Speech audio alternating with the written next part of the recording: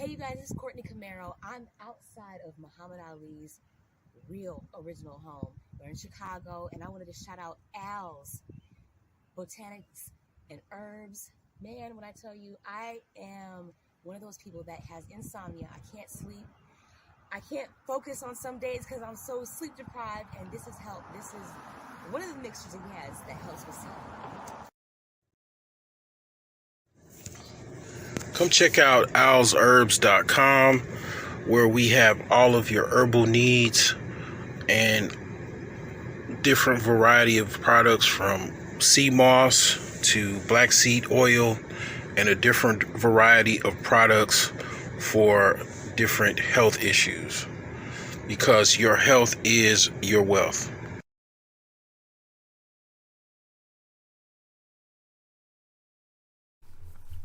Purchase the Millionaire Savings Plan, available on Amazon.com and BrokeGeniuses.com. Learn how to break the paycheck to paycheck cycle, get out of debt, save more money, achieve your financial goals, and live a better life.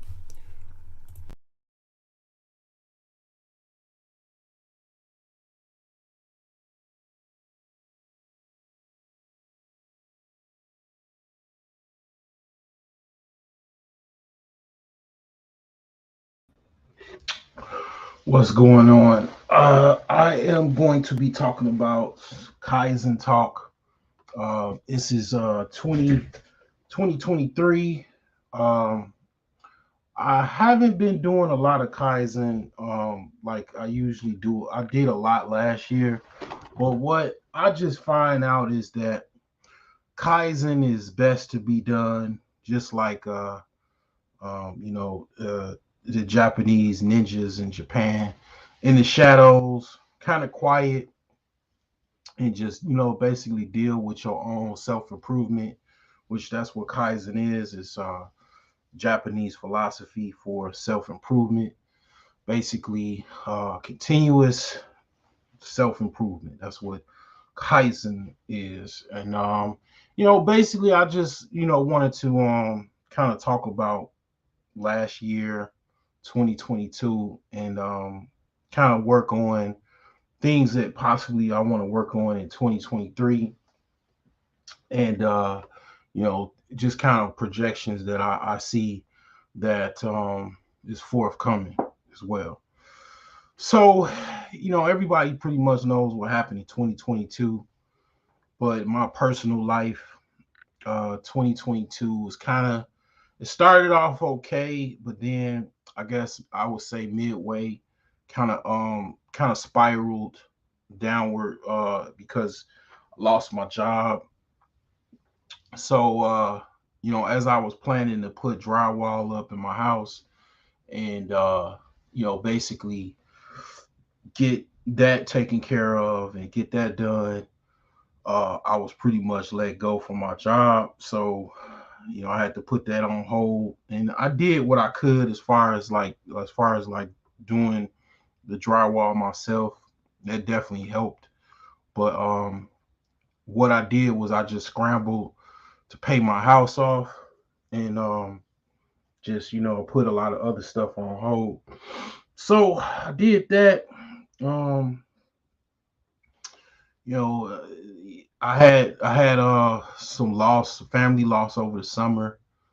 And basically, it's another thing that I also want to talk about. And one of the things is that a lot of people need to drink more water. Um, I don't really talk that much. I'm actually probably going to do probably a Al's Herbs video on this very topic. But when it comes to a lot of like strokes, high blood pressure, heart attacks, and stuff like that, a lot of what it is it's a combination of things. What I would say is, definitely a meat diet, a high meat, high fat diet, and mixed in with drinking soda, carbonated beverages, juice even. unless it's like you're juicing yourself, which is natural juice. A lot of people they don't know that when you drink pop, pop is a diuretic. Beer is a diuretic. Even juice, even processed juice you buy from the store, it's a diuretic. So what a if you don't know what a diuretic is basically it's taking, it's not a water source where you it's a supplement. It actually takes from the water that's in your body and it dilutes it. So if you actually are drinking pop, you're drinking carbonated beverages, you're drinking a lot of beer, you need to drink more water than normal. You know, and just people just don't tell you this stuff. You know, health class, they don't tell you this stuff. I'll be honest with you. You know where I was reminded this. You know, I had so many jobs in my life. I got reminded of this when I was basically starting work as a cable contractor for Comcast, and one of the trainers was just talking about health overall and stuff like that in class, and he was saying, you know, coffee, you know, carbonated beverages, juice, all these things are a diuretic. You know, it takes water from your body, and what a lot of this is doing is just wiping people out. Because also you are a lot of these carbonated beverages and juice, they they're highly sugary. A lot of it is even made out of high fructose corn syrup. So you're literally getting addicted to sugar or even sugar byproducts. And that's leading you not to want to even drink. You don't even have a taste for water because water does not really have any taste whatsoever to it, or it doesn't necessarily have, let's just say, um, it doesn't have, you know, any sweetness to it that a lot of people are addicted to. You know, um, it's funny that I'm talking about 2022. I was just very small, but I was looking for this thing all of last year. Well, not all of last year, but like towards the end of last year, you could barely see it, but it's a SD card. I literally just found it laying in my pocket while I was sitting down just now. So um yeah, it's a lot of people that are not drinking enough water are meeting an untimely demise. Now, you could talk to a scientist, you could talk to a doctor. I'm pretty sure they will co-sign what I'm telling you. You know, a lot of what water does is it basically, if a lot of people have clogged arteries, which a lot of us do, well, the water can help unclog those arteries or even just push those high meat substances and proteins as well as fat through the blood vessels and get it out of the body. Well, if you're not drinking enough water, and even worse, you're drinking a lot of carbonated beverages and you know, water, you know, anything that doesn't have water in it is pretty much a diuretic. Some teas are not necessarily a diuretic, but most of what your beverage that you buy from a store is a diuretic. So, in combination of those things, eating, you know, basically animal flesh, it clogs the arteries, and a lot of that's the reason why a lot of people are meeting an untimely demise. Like I said, I'm not a doctor. I am a holistic, you know, basically herbalist. Okay, so I sell herbs. A lot of the herbs that I sell, it also unclogs, helps and aids and unclogs arteries. It helps, you know, kind of bust through those blood vessels and kind of shoots through those highly plaqued arteries and just kind of help process food and waste in your body. You know, so like I said, a lot of what I'm saying is definitely something that I'm sure most doctors will co-sign. You need it's so bad that you need to have water literally, I would say, in your bedroom. I mean, I have because at nighttime you might not want to you don't feel like going to the refrigerator. Having water in the bedroom is like more convenient because it's like you need it when you need it. You need it. I'm not gonna say like 8 cups or nothing like that. The more heavy you are, you do need to drink more water because water also helps basically push out fat and basically uh, the heavy you are, the more fat you have as far as in your body, and water helps basically process that fat storage that's hanging in your body, hanging around in your body, and then it helps expel it. So that's one of the things that I noticed that I really kind of like, you know, I felt compelled to say something about it because a lot of people, of course, you know, met the demise in 2022 and probably most likely a lot sooner than they should have been. But water, I just can't say it enough, is like something that is very underestimated. Cause see, here's the thing: you should care more about water than food. A lot of people are concerned about food. Or you got people that are so hungry. What women's a lot of women's pastime is food and meals and plates and all of that shit. Well, you need water more than you need food. You can go without food for a long time, months, but you cannot go without water with no longer than like 48 hours.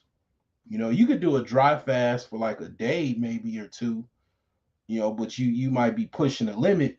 But you got to drink water really every day. And the more, health problems you have, the more you should be drinking water. So um that's just something that's just kind of like a PSA, but like I say, a lot of people uh even personal family of mine have they did not make it through 2022 to 2023. And I'm not just gonna say water is the magical element that's gonna keep you here, but it definitely is something that is a necessity. Without it, your chances are slim to none to survive, without adequate water. So that is just something I just had to say. Like I say, I'm probably gonna go more into it. I'm just gonna make a video by itself about lack of hydration. And it's just that's something that is a lot of people don't really think about. But when you don't have enough water, you could literally pass away a lot easier. If your chances of the reasons probably that you even having a stroke in a heart attack is because your body does not have enough water. It could be very, very simple as that. As far as one of the recipes for that disaster, you know. So, with all of that said, like I said, I mean, my 2022, like the half of it was a lot of struggle. Not even to be honest, even when I was working, I was still struggling because the thing about it is when you're buying a house or buying anything that's expensive and you have to fork over your own personal money towards paying for it or fixing it up. I mean, it really, you define a lot of things because unless you're rich, you just basically kind of going against the grain, um, unless you have a lot of money already, you just kind of going against the grain because, like, for me, and then I'm sure it's a lot of other people that's in my same boat, but most people, like I say, they go get a loan and they go get a mortgage and then they get a house. Most of the time it's move-in ready. Some of the times it's like you gotta fix up a few things, and you got a mortgage, right? Well, in my case, I didn't have any, rich people's money. That's pretty much credit is rich people's money, and a lot of times, people don't really understand how much, the wealthy and the elite kind of has a stranglehold on a lot of things, right? So, everything that you look up to as far as what you have right now is, tell me the truth. Did you get it off of credit or did you pay cash for it? Everything you got right now that you got, did you sit in your house or your car, whatever? Did you get that with your own cash that you spent, or did you use what I call rich people's money, aka credit? Most people, they use their credit to get a car, to get a house, to actually pay for a house with cash. It is very, very difficult. It is like one of the most difficult things you probably gonna do in your life. And I'm reminded by that. A lot of times I beat myself up, like, why are you dragging around, going through a renovation, it's like I don't have a whole bunch of money. I'm I'm defying, basically the system that most people use, which is credit. I did not get any credit to get my house. The only credit that I got an agreement to do seller financing to basically pay the house off within a 2-year period. Other than that, everything that I got was basically my own capital that I use to get this house, and to fix it up. See, here's the thing about a house or whatever, right? Let's say you bought a house for $1. Of course, it's probably gonna need fixing up, right? Well, even though you bought that house for $1, good luck on trying to find parts. I mean, basically hardware to fix that house up for dirt cheap. Um, it's not like you can go to Menards or whatever hardware store, Home Depot, and you can get cheap hardware, for your house. You still, it doesn't matter if you got $1 billion high rise or $1 house. That same material that is needed for that $1 billion high rise is the same material you need for that dollar house that you have. You might get off you might get a property for a good price, but when it comes to buying the materials for the house, it ain't no like, you get it for pennies on the dollar. you know um some of the little like hardware like resale stores like Restore, the price of the hardware that's in the little restores or whatever, Habitat for Humanity probably have this all across the country. Some of the prices are the same prices that they want in the hardware store. And then it's something old. They want to sell you an old kitchen cabinet for, almost the same price as what it is in the store, or if not, even if it's half off, it's still not worth it because it's an old ass kitchen cabinet. And you like, I'm not about to buy this old ass kitchen cabinet for $100. I mean, I might as well spend another 50 and get something brand new at the freaking hardware store. So it's not like I have yet. I mean, I'm sure there's places, but I have yet to find hardware stores or even resale hardware locations where you can get material pennies on the dollar. You know, a sheet of drywall is still about $10 a sheet. You know, so it's not like, okay, even if you get like I said, you get a house for cheap, you still gonna pay for it in the end because you gotta fix the house up. You know, and then you don't get any discounts off material. You know, you be hard pressed, to get that. So, basically, that's what I'm faced with. I'm trying to piece together things that I need, and it's a slow progress.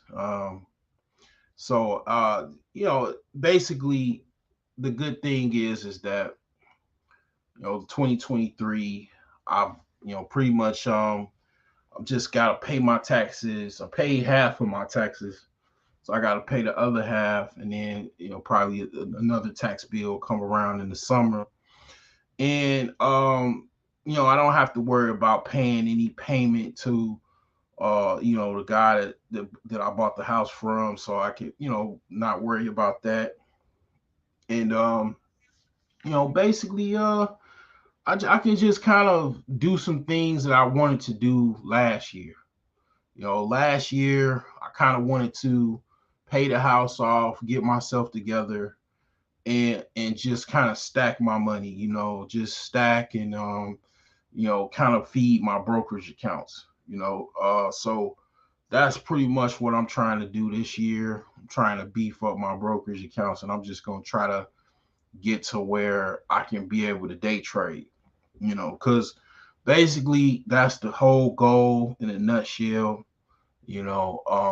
My exit plan strategy is basically be a day trader and a real estate investor. You know, that's what I want to do, like for a long time.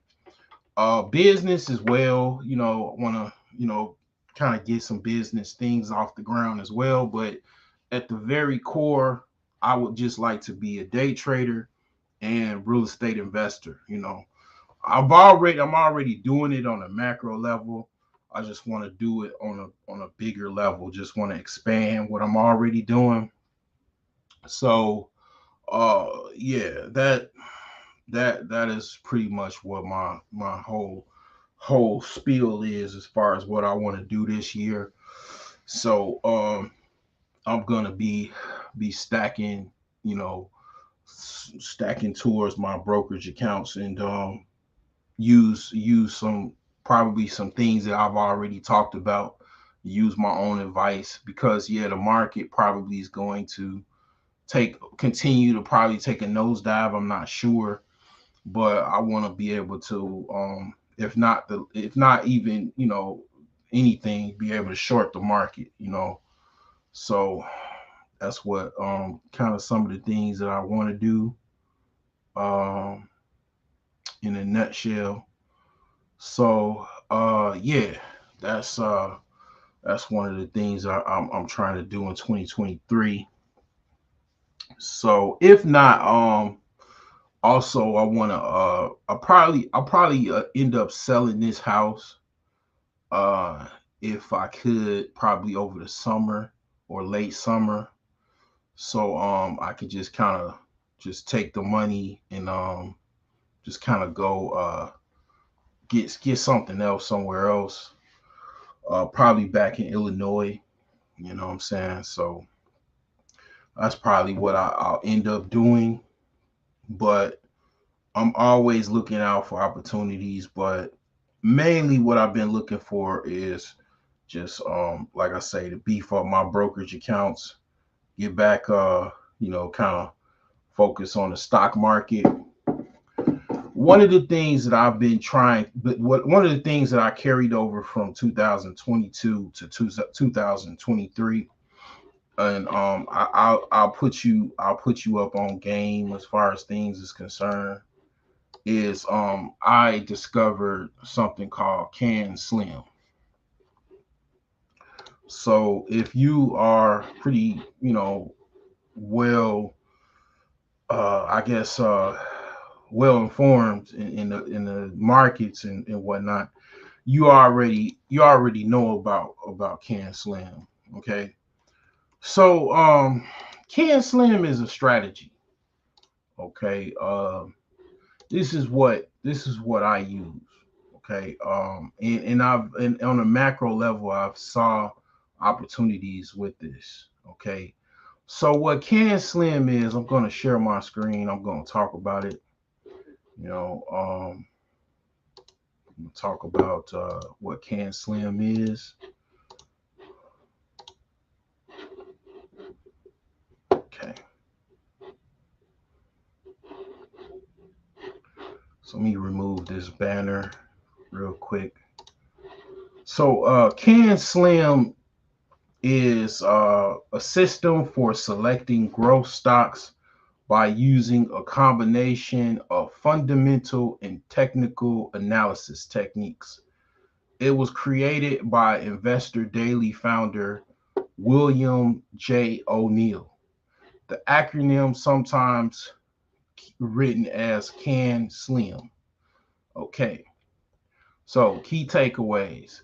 Can Slims created by Investor Daily William J. O'Neill is a system for selecting growth stocks using a combination of fundamental and technical analysis techniques. Can Slim is a bullish strategy for fast markets, with the goal being to get into high growth stocks before institutional funds are fully invested. Can Slim stocks cannot be bought and held as much of the value as being priced in future growth, meaning any slowing in growth trajectory or the markets as a whole may result in the stock being punished. Under, Understanding Can Slim. Can Slim or Can Slim identifies a process that investors can use to identify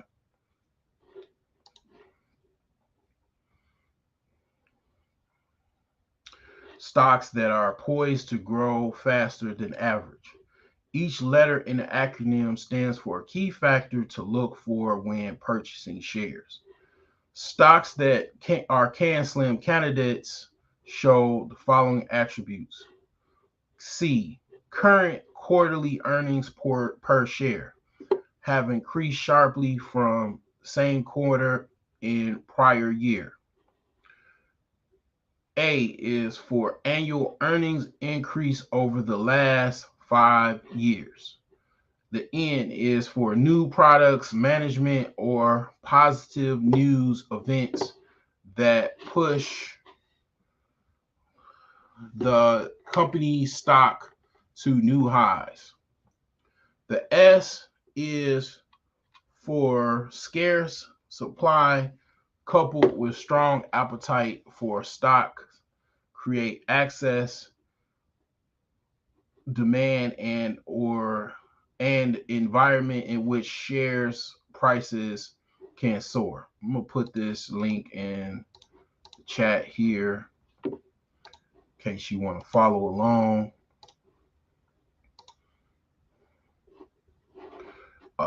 Basically,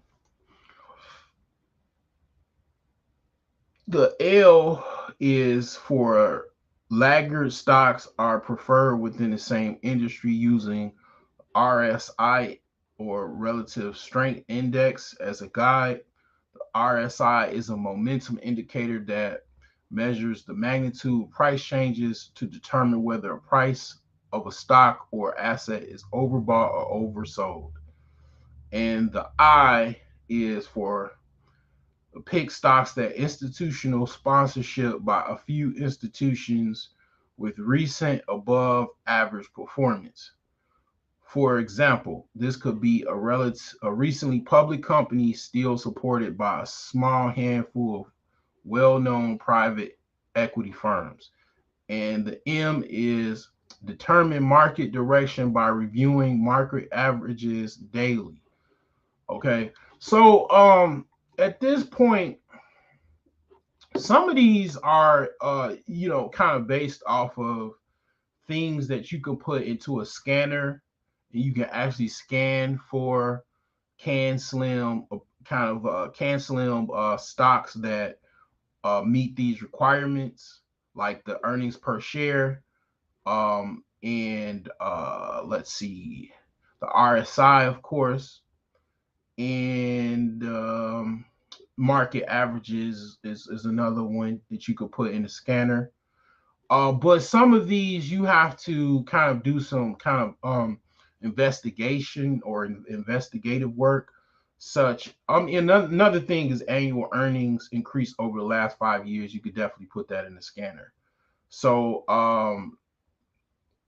some of the investigative work you would have to do as far as finding the S, which is scarce supply coupled with strong appetite for stock.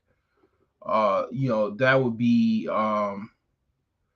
basically like some product that they sell that is it's a scarce supply, like eggs. Eggs is pretty high demand. So for shits and giggles, let me just put in egg stocks or whatever. you know uh you know is a egg stock list, right? So let me share my screen again and kind of look up some egg stocks, because eggs basically are trending because people because basically it was a bird flu. So the bird flu happened, and it created a economic kind of like I want to say beautiful scenario, because basically they killed off so many birds that it created a false demand based off of an event, which is the bird flu. So now you have a shortage of eggs, or even hens that produce eggs, as well as chicken. What's going on, Alonzo? Your all-star advisor, your insurance, annuity, and wealth investment expert in the building. So, like, yeah, an example of these egg stocks here, these companies that produce eggs, this is something that will be you can kind of look at as it will be S, which is scarce supply, that you can look at where they've already, like, let's just basically say people have already made money off of a lot of these stocks. What I'm already talking about, companies are already doing. Whereas private equity firms, uh, you know, um, basically, you got private investors like myself. They've already they already know about this. This is basically green stuff. So this stock, for example, this is a performance food group company. Just look at the 6 month trend.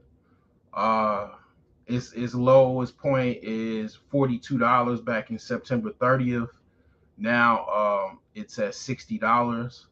So it's almost like a $20 kind of yield as far as the return, because basically they produce a lot of eggs. They in the can slim model, that scarce supply, strong appetite, basically for a product that they sell, has produced yields to where you can make a return off of this.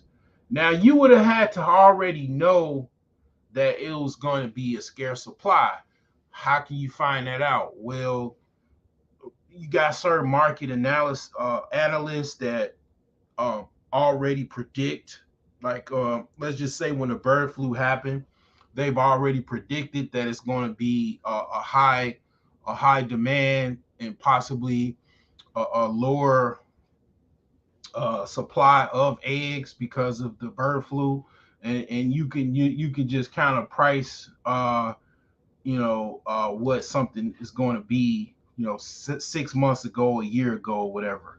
And like I say, I mean, people have already done that, as you can see by a couple of these other stocks. They already are uptrending. This is looks like a South American company. It's already on the uptrend. Vital Farm Group, whatever this is already uptrending. Because basically there's an egg shortage, and the price of eggs are basically have risen substantially. I man, I don't even eat that much eggs. I just buy them because basically I just sometimes I want to make a cake or something like that. You need an egg to make the cake. Sometimes I cook myself some breakfast today. I probably was just thinking about eggs because it's like I say, it's trending on social media. So I made some breakfast. I mean, I normally don't even make breakfast. I mean, it's not something I normally do.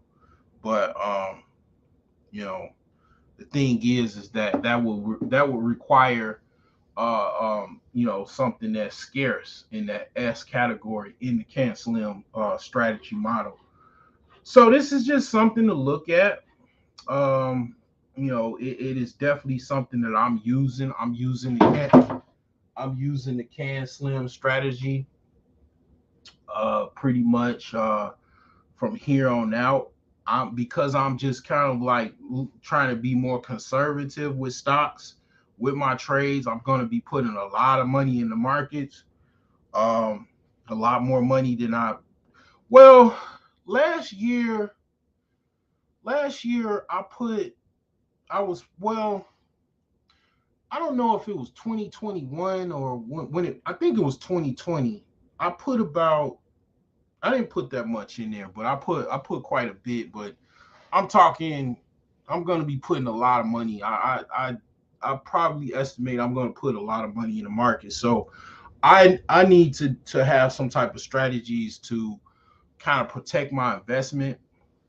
Another thing that a coworker taught me that I'm going to be implementing, and I already implement, is what's called trailing stop. I already talked about how the stop limit will have you basically avoid you to basically hang yourself or jump out the window, the stop limit. But you have something also that is even better. And it's called a trailing stop. I'm gonna show you what a trailing stop is, how this beautiful thing kind of works. Okay, for sure. So a trailing stop is basically just kind of like a stop limit, but what a trailing stop does is, let me share my screen. I'm gonna show you how this bad boy works.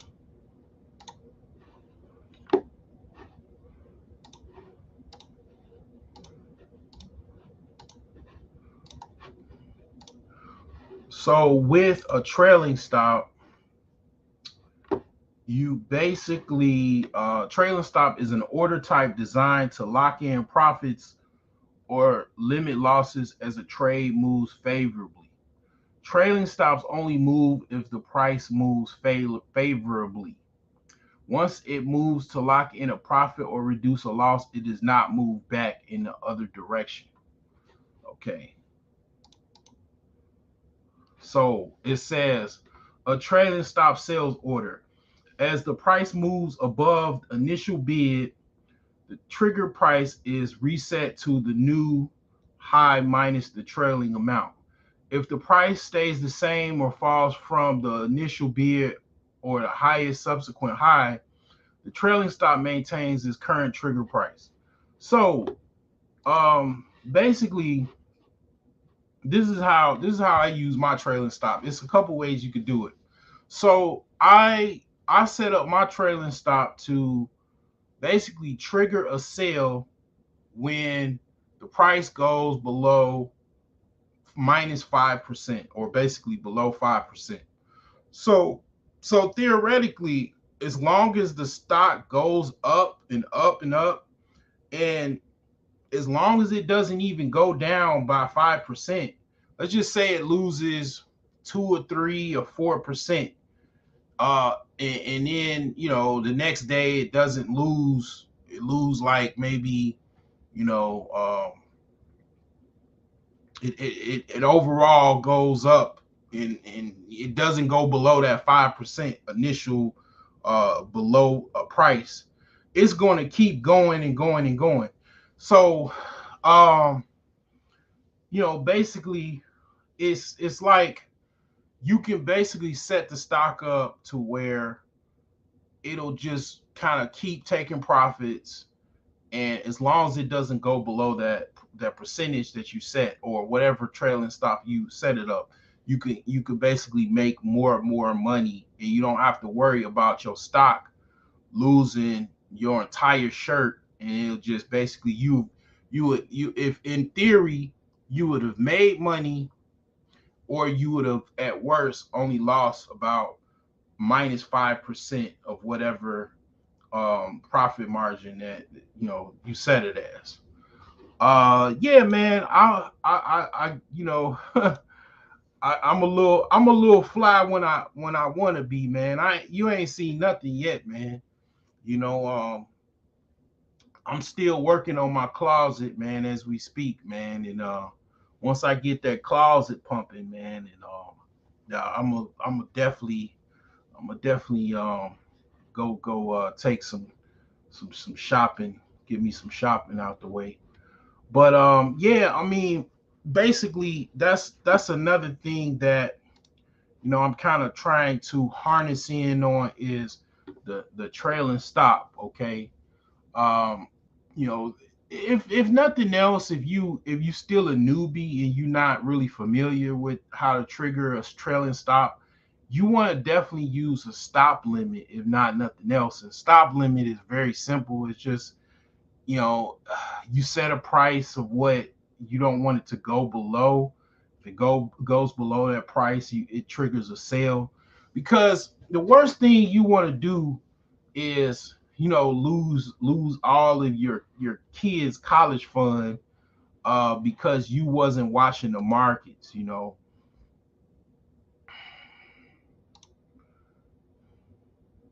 Yeah, I'm behind, man. I mean, they got Polo, HBCU clothes, man. They got all kind of stuff, man. Now, I ain't go I I don't go too hard in the paint, man. I'm not yeah, I'm a combination of what, Macy's and probably Burlington Coat Factory. I'm not Neiman Marcus or Bloomingdale's, man. You probably more like that, man. I go as high as Macy's, man. After Macy's, my money ain't long enough yet, man. You know what I'm saying? It ain't there yet. But I worked at a Neiman Marcus over the summer, made a little coin. They was installing computers. And then I was looking at those prices, man. I was like, damn, these people got some money, man. The shoes was like 3 grand, and purses was like 1,500, and people going up in there left and right, buying clothes and shoes and stuff. Even the workers that worked at the store, they was wearing some of that shit, and I was like, damn, wow, okay, very interesting.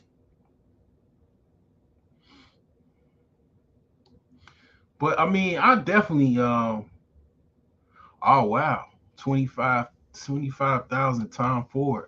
Oh wow.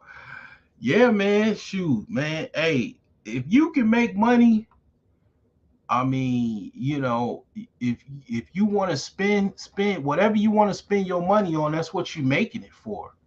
You know, what's going on, Jay Charles? Yeah, if you making money, man, that's what you make your money for. So you can buy what you need, buy what you want. You know, that's what we doing this for. I mean, you know, definitely. It's my children, they they spoiled, man. They ain't they ain't got a one for nothing. You know, I remember when I was a kid, man.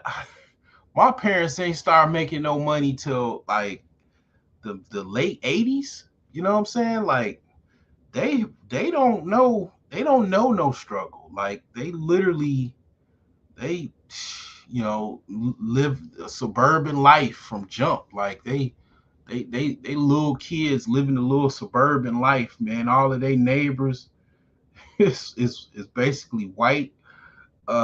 They got occasional Hispanic, Asian or whatever, but they surrounded by white kids, man, and living a suburban life.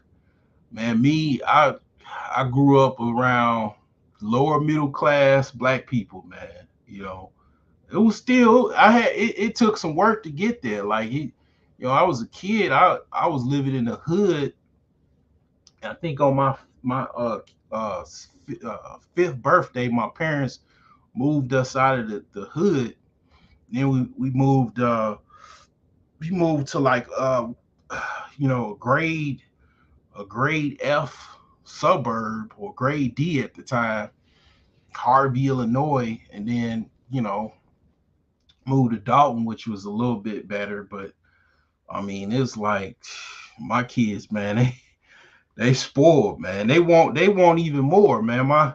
My youngest daughter, man, she said it's mandatory you be rich, man. You got to be rich. That's basically what she said. Um, Jay Charles, I like the 5 year. I like the 5 year, and then I like the 2 year. And I'll explain why.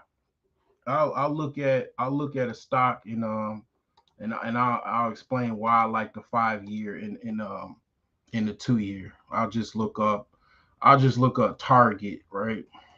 Target stock, and I'll explain why I like the 5 year in the 2 year.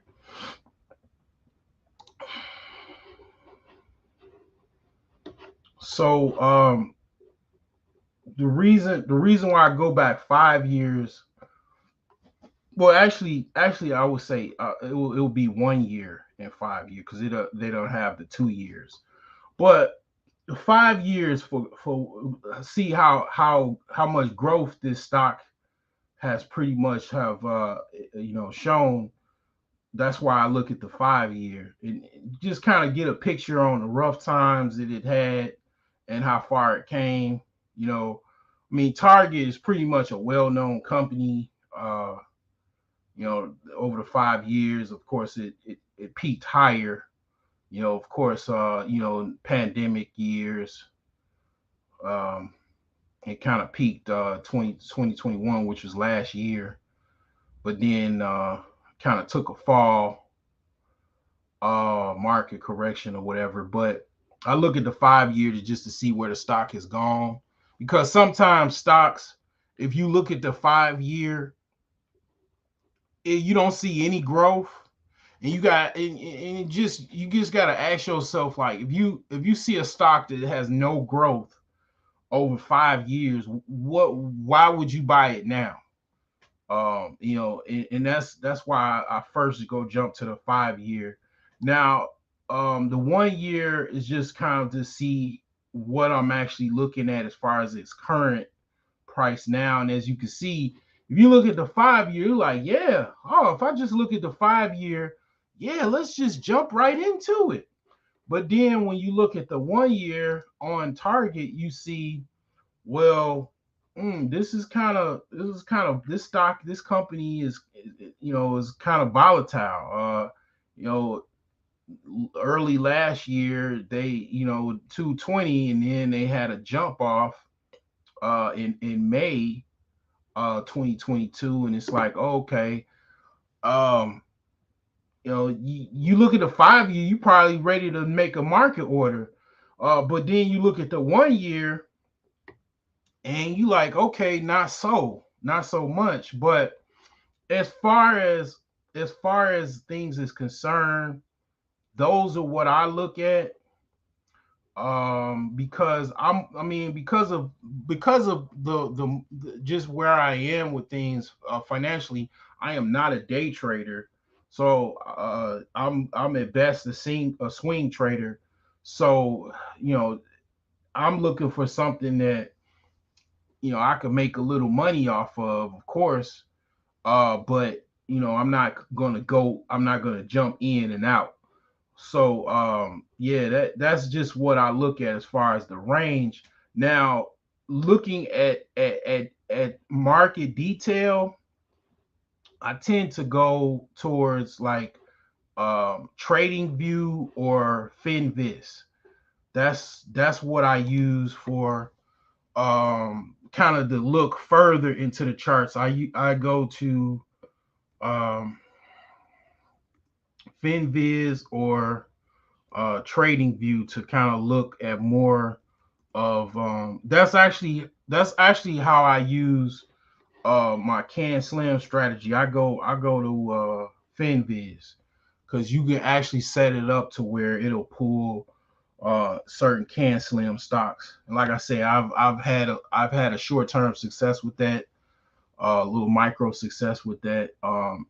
I'm primarily focusing on can slim as a strategy from here on out. That's literally I'm giving away free game right now. You know that's something that I'm using to kind of hedge my risks. I'm using the can slim strategy. And a lot of times you probably wouldn't even hear anybody talking about this. Like it's relatively not that many people talking about can slim because it's not something that a lot of people even know about, but it is a strategy. It's a lot of strategies out there. You know,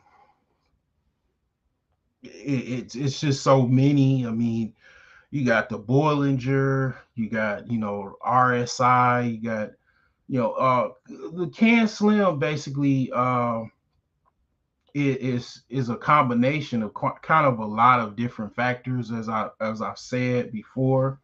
But yeah, it's Can Slim is kind of something I found out about on Twitter.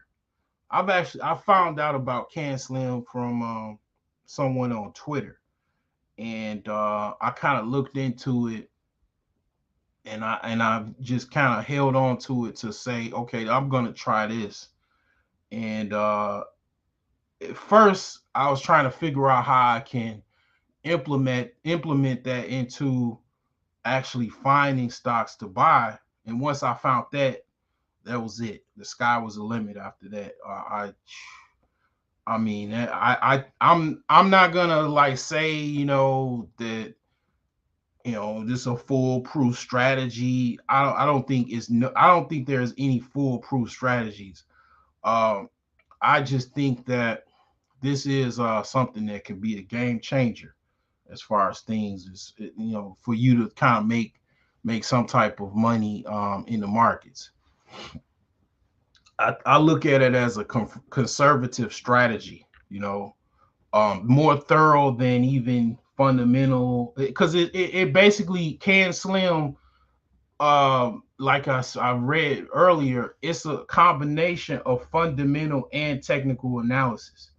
So it's very, very thorough to me because it's basically you saying you're not going to pick any bum ass stocks. They have to be like, a 5 year, as far as profit margin yield and certain aspects where the stock is actually performing. Because see, here's the thing.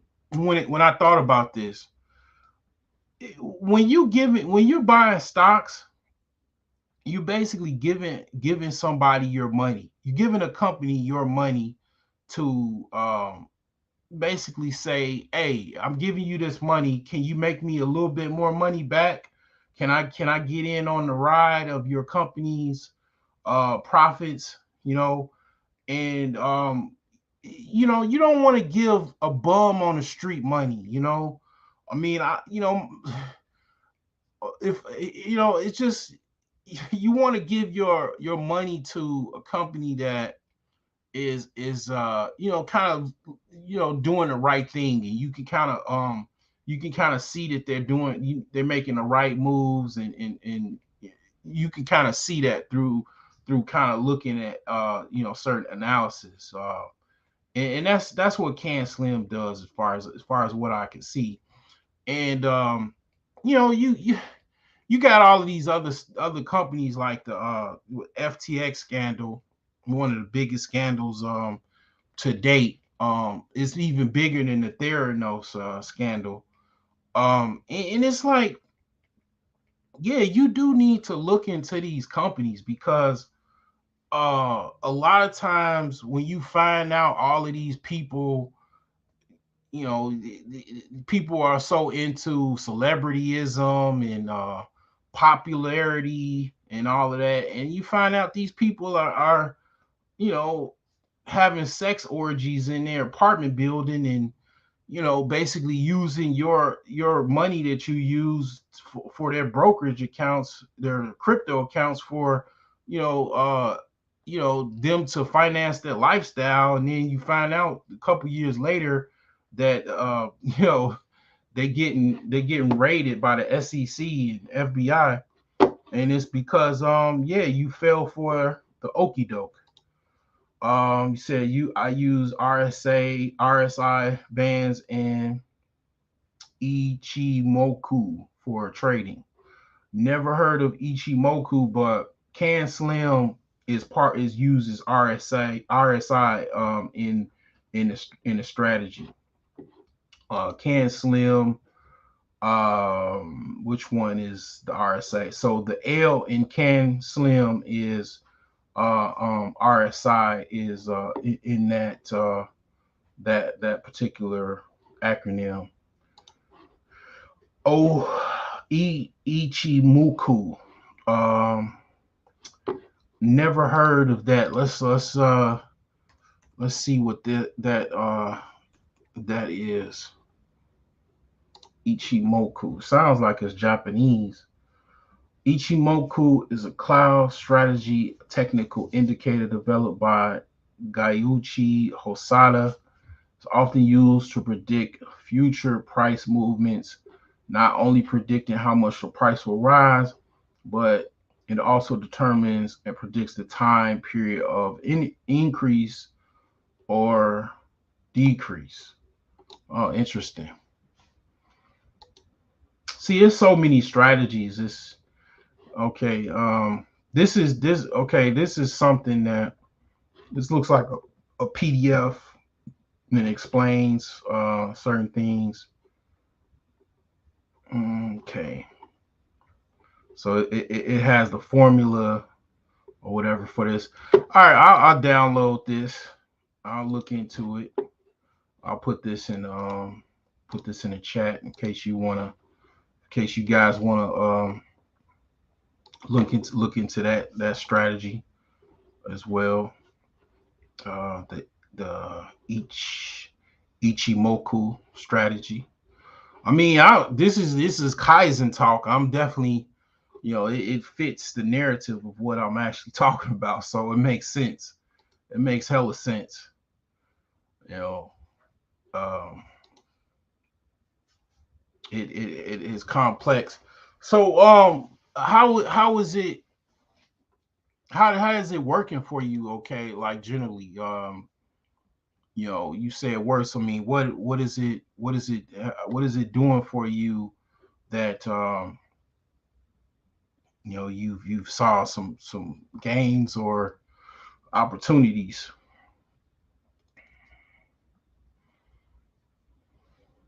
Because what Can Slim has done for me,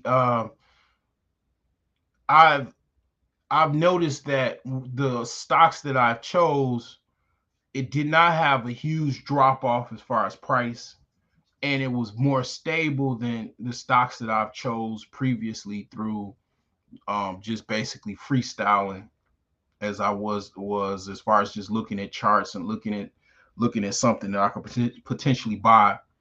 And then thirdly, I've made profit, off one or two of the stocks that I chose using the can slim strategy. So yeah, that's what can slim has done for me.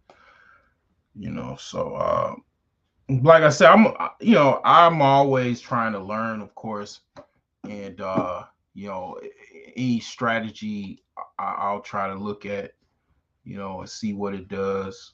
I mean, I definitely use more than one if need be. So yeah. Let me ask: are you just a private trader, or you work in finance? Are you a brokerage? You have trader's license, or you just a private individual trader? Because it seemed like you might be you seem like you might be an institutional trader, or even I've been hearing a lot about prop trading. You have prop trading firms that they'll if you meet certain qualifications, you will get a prop trading fund to basically fund you like 100 grand or something to trade live money with that prop trading fund, or firm's money. And if whatever profits you make, you keep those profits. And that's something that I might be looking to do in the future. But things are, I will say, kind of hectic with my work schedule. Oh, okay, you a private trader. Okay. Yeah. Yeah, like I'm just a swing trader. My aspirations is to, of course, get my accounts up to 20 above 25K to actually day trade, you know. But I mean, it's it fit 25K is not that much for somebody that's got money, man. Yeah, yeah, I've heard of Maverick. That's not a lot of money. If you're saving money and you're making a decent amount of coin, that's not a lot of money to come up with. Especially you can actually, if you're good, you're good. If you can get 5 grand together, a couple grand together, and make some gains, you might have 10 to 20 before you know it. If you know what you're actually doing and your strategies work, you can muster 5 grand to make 10. I mean, I've made double profit off of money. I mean, hell, the little like Robin Hood challenge I done, I took $40 and I got as high as over 100 and some dollars. So I mean, if I can get like 5-10 grand in my account, shit, I can get that shit up to like 20-25 grand if within maybe a year or two, if I keep hacking at it, and especially if I keep funding the account, which I plan on doing as well. You know, oh yeah, you talking about Dollar Wheel? Yeah, Dollar Wheel is a chart guy. Is a very, very good chart guy. But the thing is that here's the thing with my channel and a lot of other people as well. Unfortunately, you judge by your financial gains. If you're not making a lot of money, or if you can't show and improve that you're like if you unfortunately, with this is like anything else. Like if you can't, if you can't show, whatever receipts, like unfortunately, you're an honorable guy or whatever, but you're people are not gonna really take you serious unless you can show that you've actually. I'm not gonna say that it's not so much even like some people actually do this and they fake it, but it's not everybody that's faking it. But if unfortunately if you can't show people the Audi A6, in the garage with the mini mansion and I whatever the case may be, I mean, of course, the model girlfriend or some shit or wife, people are not gonna take you serious, man. They not like people want to see success. And I'll be the first person to tell you that. Like, people want to see, success. Like if they people equate your success with how good you are. Unfortunately, that's how people judge people, and I'm not saying that Dollar Wheel is not good or you can't learn from certain things from them, but at the end of the day, even myself, you know I'm all talk if I can't show and improve, what I'm actually doing works. Like I'm just gonna be, even Dollar Will told me, he said, well, because of my name, he said, if you don't, make any money and not be broke anymore, which I'm not, you're not a broke genius, you a broke fool. So it's like, I have to say, it's a lot of truths that goes into that, and I have to say that people are kind of they go by what they see a lot. If they see that you've like for example the guy that I followed a long time ago, white guy, by his channel name is Warrior Trading. Now this guy, he shows you everything, the how he charts. He has courses, of course. He had challenges where he took like $400 and turned it into $1 million. You see how he lives and whatnot, and it's like, yeah, you can tell this person is bona fide. You know, not that I'm trying to be the next market wizard or anything like that to teach you a course or anything like that. That's not my approach to what I'm talking about. I'm just saying what I'm, basically doing at the present time and what's kind of working for me and what I've learned. That's what I'm talking about as far as right now. But as far as in a nutshell, yeah, I mean, as far as how things is looked at as far as other people and whatnot, is that they want to see that you actually have made a whole bunch of money and you're successful at what you've been doing and what you've been talking about. If you are not, you know it's like, people just kind of just it's gonna be like more one in one ear out the other. That's just kind of like what I saw. You know,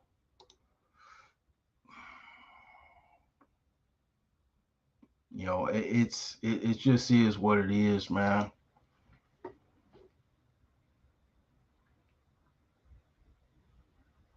Yeah, if you got you got to show and improve something. I mean, it's just is what it is, man. I mean, people are going to ask you, does your dollars add up? And if they don't add up to cents, they going second guess what you talking about. I mean, one of the things that I just came to this channel and start when I started this channel 5 years ago. I came with the honesty that, yeah, I'm broke. I'm a smart guy. I know a lot of shit, but I'm still trying to figure this money thing out, And I'm very much still trying to figure it out, but I'm moving out of the broke category. I'm trying to, kind of break away. I don't, kind of grew. I wrote a book and everything, and it's like, yeah, I mean, if I've told people, I say, if I don't improve, man, unsubscribe, call me an idiot. you know, I mean, because I'm not, I don't recommend people to just be hearing people talk and talk and talk and then, not actually improving. You know what I'm saying? It's kind of like the $500 client versus the $50,000 client. The $500 client needs all the kinds of reassurance. The $50 client is like, check is in the mail. I mean, exactly, man. You know, exactly. I just had somebody ask me to sell. I was selling the door, which I don't even need to sell it. I think I'm gonna keep it. He asked me, I'm selling the door for $20 on Facebook Marketplace, and he asked me, can I deliver it? It's like, it's $20. It's a door. I'm not about to deliver the door for $20. I mean, what the hell?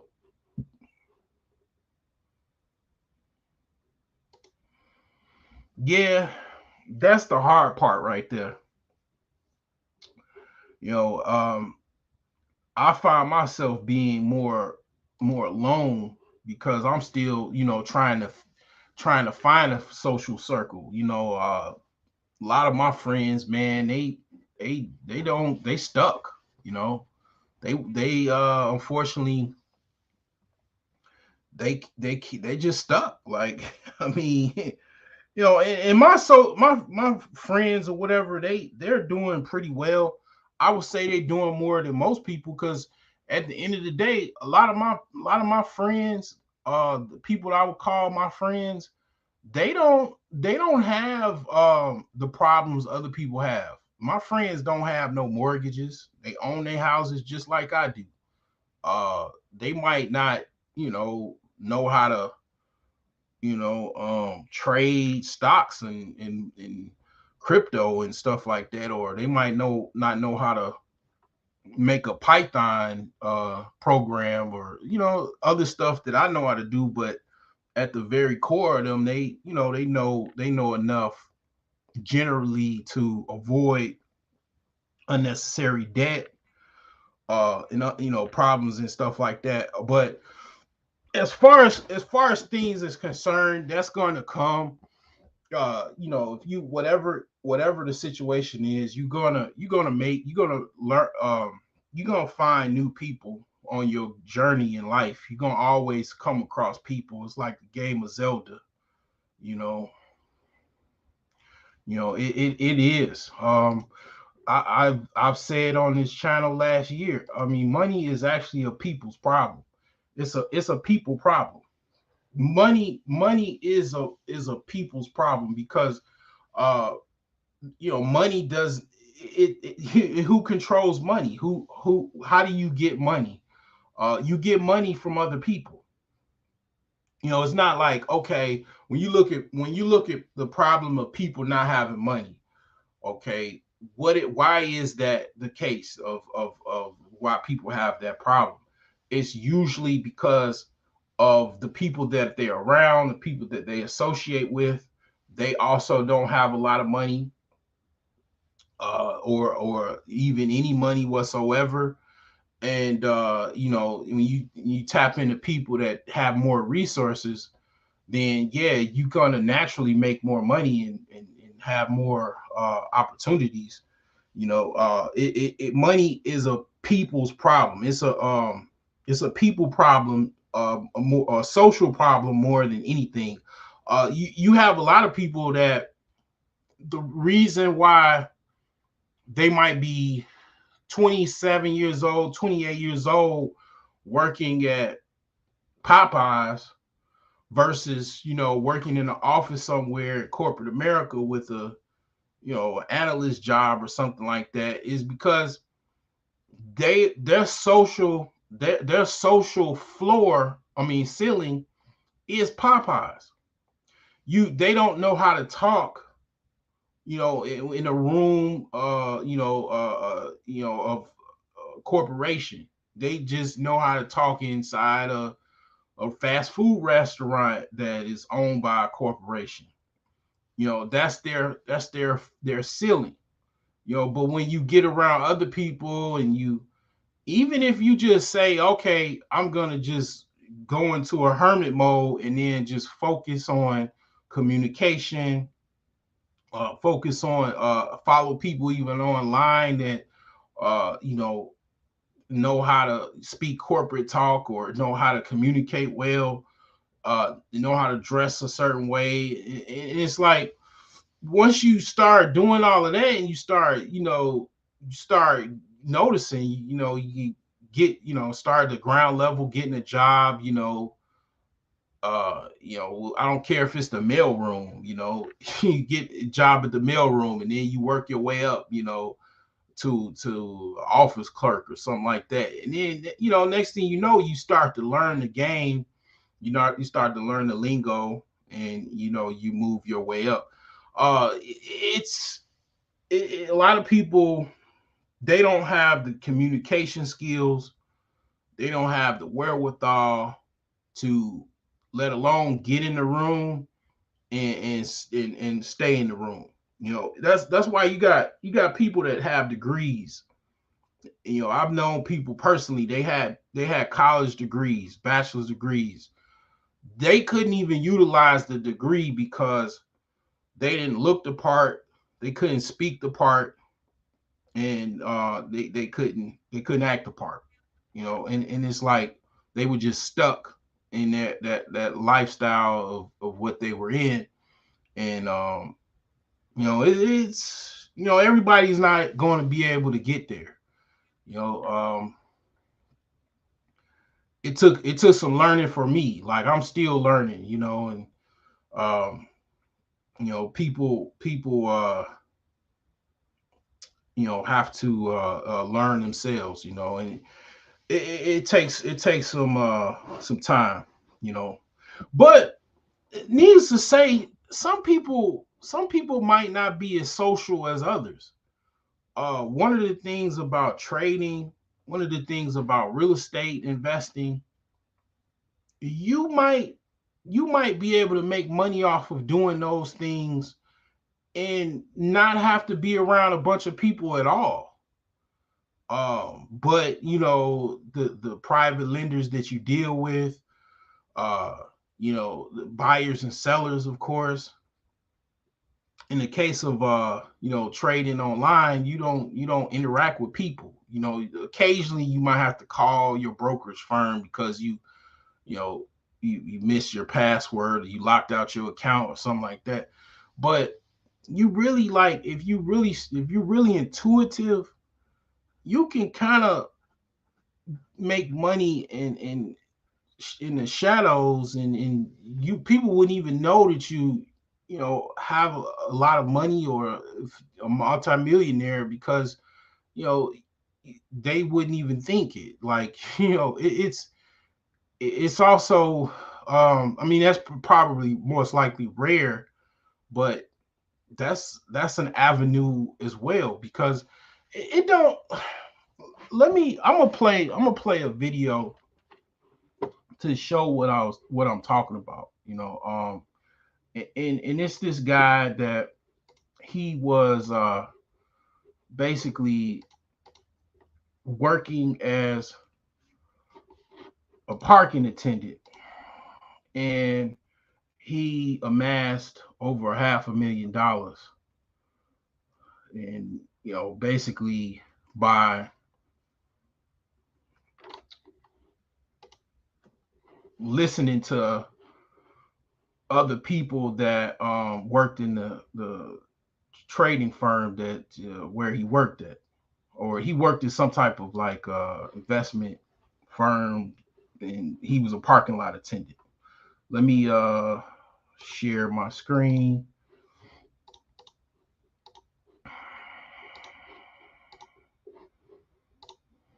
What's the best way to invest $1,000 right now this year? Well, it's not stocks. It's not crypto. What's going on, everybody? This is Dr. Kenyon Hackworth from Healthy You, Wealthy You, where my phone. He's worked as an attendant at this parking lot in Baltimore for 44 years. So you really think it's going to improve the game? Funny thing, though, everyone was asking Mr. Earl about money. Nickel and dime, nickel and dime. That's right. Is that booth his pulpit where he's preaching the gospel of investing? Sure is. He makes my day every time I see him. Oh, come on now. Seriously. Investing? How you like that gold now? 607. Earl told me he's never made more than $12 an hour, never earned more than $20,000 a year. How you doing? So, Bam. Wait, hold on. Let me get.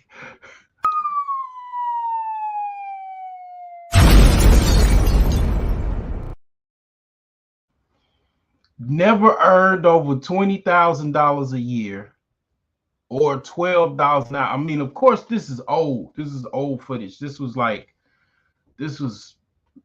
90s. Okay. This is why I talked about in my book, The Millionaire Savings Plan. It's not about how much money you make. It's not about how much money you make. Ain't no dollar amount. You could take $1 and turn it into $2. You could take $10 and turn it into 20. Like it ain't about how much you actually make. It's what you can actually grow, what you can keep and grow. This man you got people. Okay, obviously the man has to understand the level of frugality. He had to save some money and be very frugal, obviously, right? And then 2, make the right investments. Being an investor is a fucking skill that, I mean, you can kind of somewhat cheat the system by kind of taking whatever monies you have and investing it in certain avenues to where your money is making money for you. And it don't matter how little you have to start. I mean, the more the better, of course. But you can start with, hundreds, if not, small thousands of dollars, 4 digits to, hundreds of dollars, and just keep going with it. And you could be working at a freaking movie theater. And next thing you know, you got $100,000 in the bank. so how could he know something about corporate profits? I had to pry. So Earl, what's your net worth? $500,000. $500,000. Yeah. From working here. Working here. That's amazing. My last statement. And there it is in his statements, over $500,000 net worth on a parking lot wage. Now Mr. Earl had my full attention. How did he do it? Stop working so hard and let the money work for you.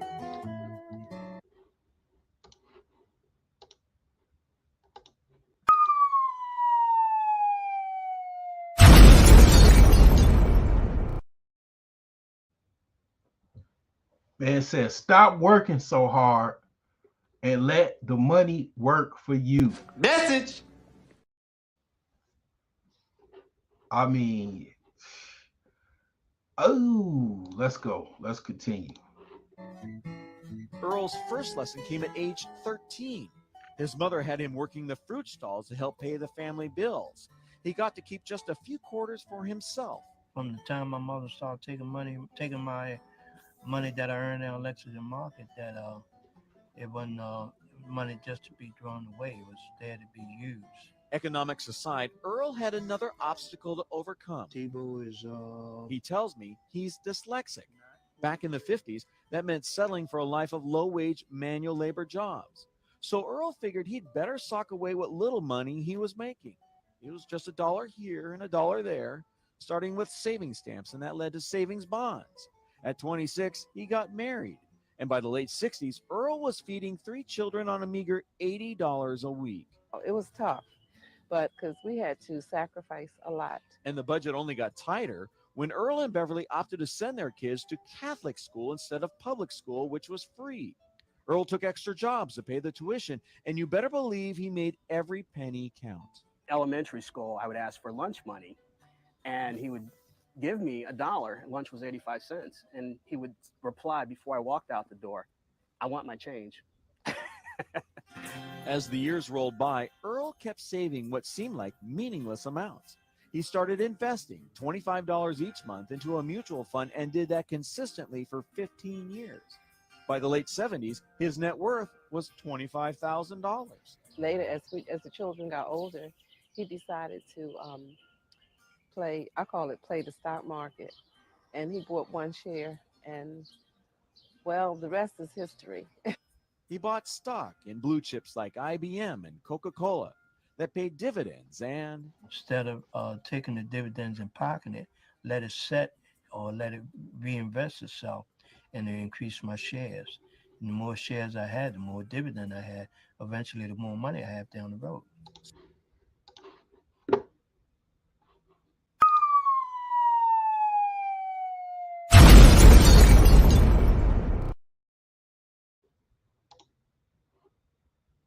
I mean, I ain't gonna say it's that simple. Now it is part of the FIRE movement.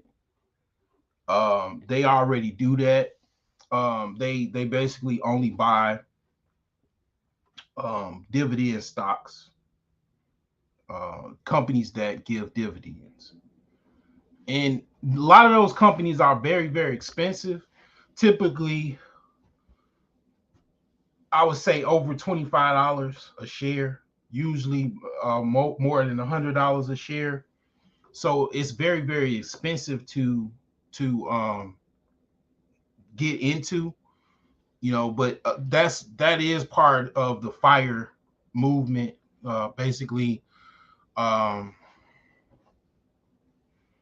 financially independent, retire early. That's what the FIRE movement is. And that is a concept that people are still doing to this day. They only buy companies that just pay dividends, and then they just basically they roll over the dividends every time they get it. It is people have been doing that for decades. I guess the problem or the con with that is that you have to put a lot of money into it to get to where you can retire. Because let's just face it, like how many, how much, let's just take Walgreens stock. What is Walgreens trading at right now? It's $36 a share, right? And it might take you what? You have to have 1,000 shares of Walgreens, CVS, different companies that basically pay a dividend. Coca-Cola. Coca-Cola is currently, I'm sure it's over $100. I believe so. Coca-Cola is $61, but it just costs a lot per share to get these dividend stocks. Let me just download a dividend stock list just to kind of see what they're looking like, just as far as late, so we can kind of get an idea. But as you can see, this man is a legend. This ain't the first time I showed that video on this channel. I know it isn't. I don't remember where, but it's not the first time that I showed. That dude is a legend. Okay, that dude is a legend. Whenever even people that you know, they talk about you got to make six figures. All these women talking about you got to make six figures and all this stuff. And it just goes to show it's not about how much you make. It's about what you're doing with the money that you have now. And let me share my screen to show the dividend stocks that are on the list. It's currently like over 3,000. So I've changed this to price, right? And okay, the lowest price stock is $9.70, and this is what it's paying as far as the dividend here, 80 cents. And then it goes up from there. This one is paying a penny. I guess it's a little bit of opportunity there, give and take. So I guess it is still some stocks that you can get into that are very relatively low cost. That I guess I stand corrected. My statement before is not true. That's why I said let me look into this because I might be incorrect. And as I can see, is I am incorrect. There are some companies that are low in cost, but they pay a dividend. Um, and it's a very small dividend. Of course, this is National Cinemedia Inc. and it pays a 3 cent dividend and it's 32 cents a share. So, like I say, it's people that's already doing this. This is not a strategy that I do, but I'm not gonna lie. It's not something that I wouldn't do. This is not something I wouldn't do. I would do this. I would totally just buy nothing but dividend stocks. And in my brokerage, the amount that the dividends come in, it'll automatically go to the brokerage, and then I can just use that to buy more shares of companies. And this is something that people are already doing. Okay, this is nothing new. So yeah, this is what this young man, this man is been doing. And you know it, you know it just like said, my sister-in-law father is from Haiti. He's been working for KFC for 20 years. He owns a lot of property and is winning. Yeah, yeah. I mean, white bass. Work. What is it? What is white bass? Work. Improve. Progress. Uh, what is the E? I forgot the E. Man, I forgot you gotta tell me what the white bass method is, or the acronym is. I got part of it, but yeah, you guys want to get into REITs right now? They're not performing the best. Also, recession proof. People love real estate. Um, Rokish, the Bill Munger. I'm gonna let you all teach me how to respect money. I'm intrigued at how foreign it always seemed to me. I mean, the thing about it is life is gonna, for the most part, life teaches you. You know, you learn when you were a little kid. You didn't have enough money to get something, and it set a fire into you. And then some people that in their adulthood, they didn't have enough money. Might have had an eviction notice on their door, and then you just learn to be tough when it come to money. Like, you know, take no prisoners. Just be money focused. Like, I'm a money focused individual. You know, when I think about something, you know, when I think about what I'm going to purchase, a lot of times I think about how much is this going to cost me? Is this worth? Do I need this right now? Uh, a lot of times I'm more extreme than a lot of other people can I possibly be. I'm not gonna lie. I'm a financial extremist. The reason why I say I'm a financial extremist, I'm willing to go to certain levels to save money most people wouldn't. Right now, I'm in Gary, Indiana, in a house that's $10,000 that I purchased to save money. Most people are not willing to do that. But you know, and I still got to renovate the house as well, fix it up, and it's a lot that goes with that as well. But to a certain event, I mean, you know, it's people that's worse than me. It's people that they're living in an RV, living in a car, saving money. To me, that's extreme. Like that's way beyond what I'm comfortable doing.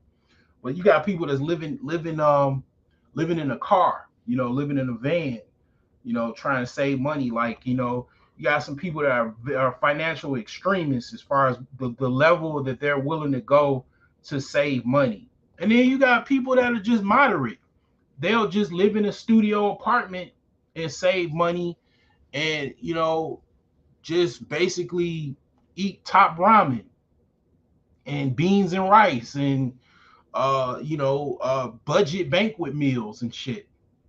You know, it all depends.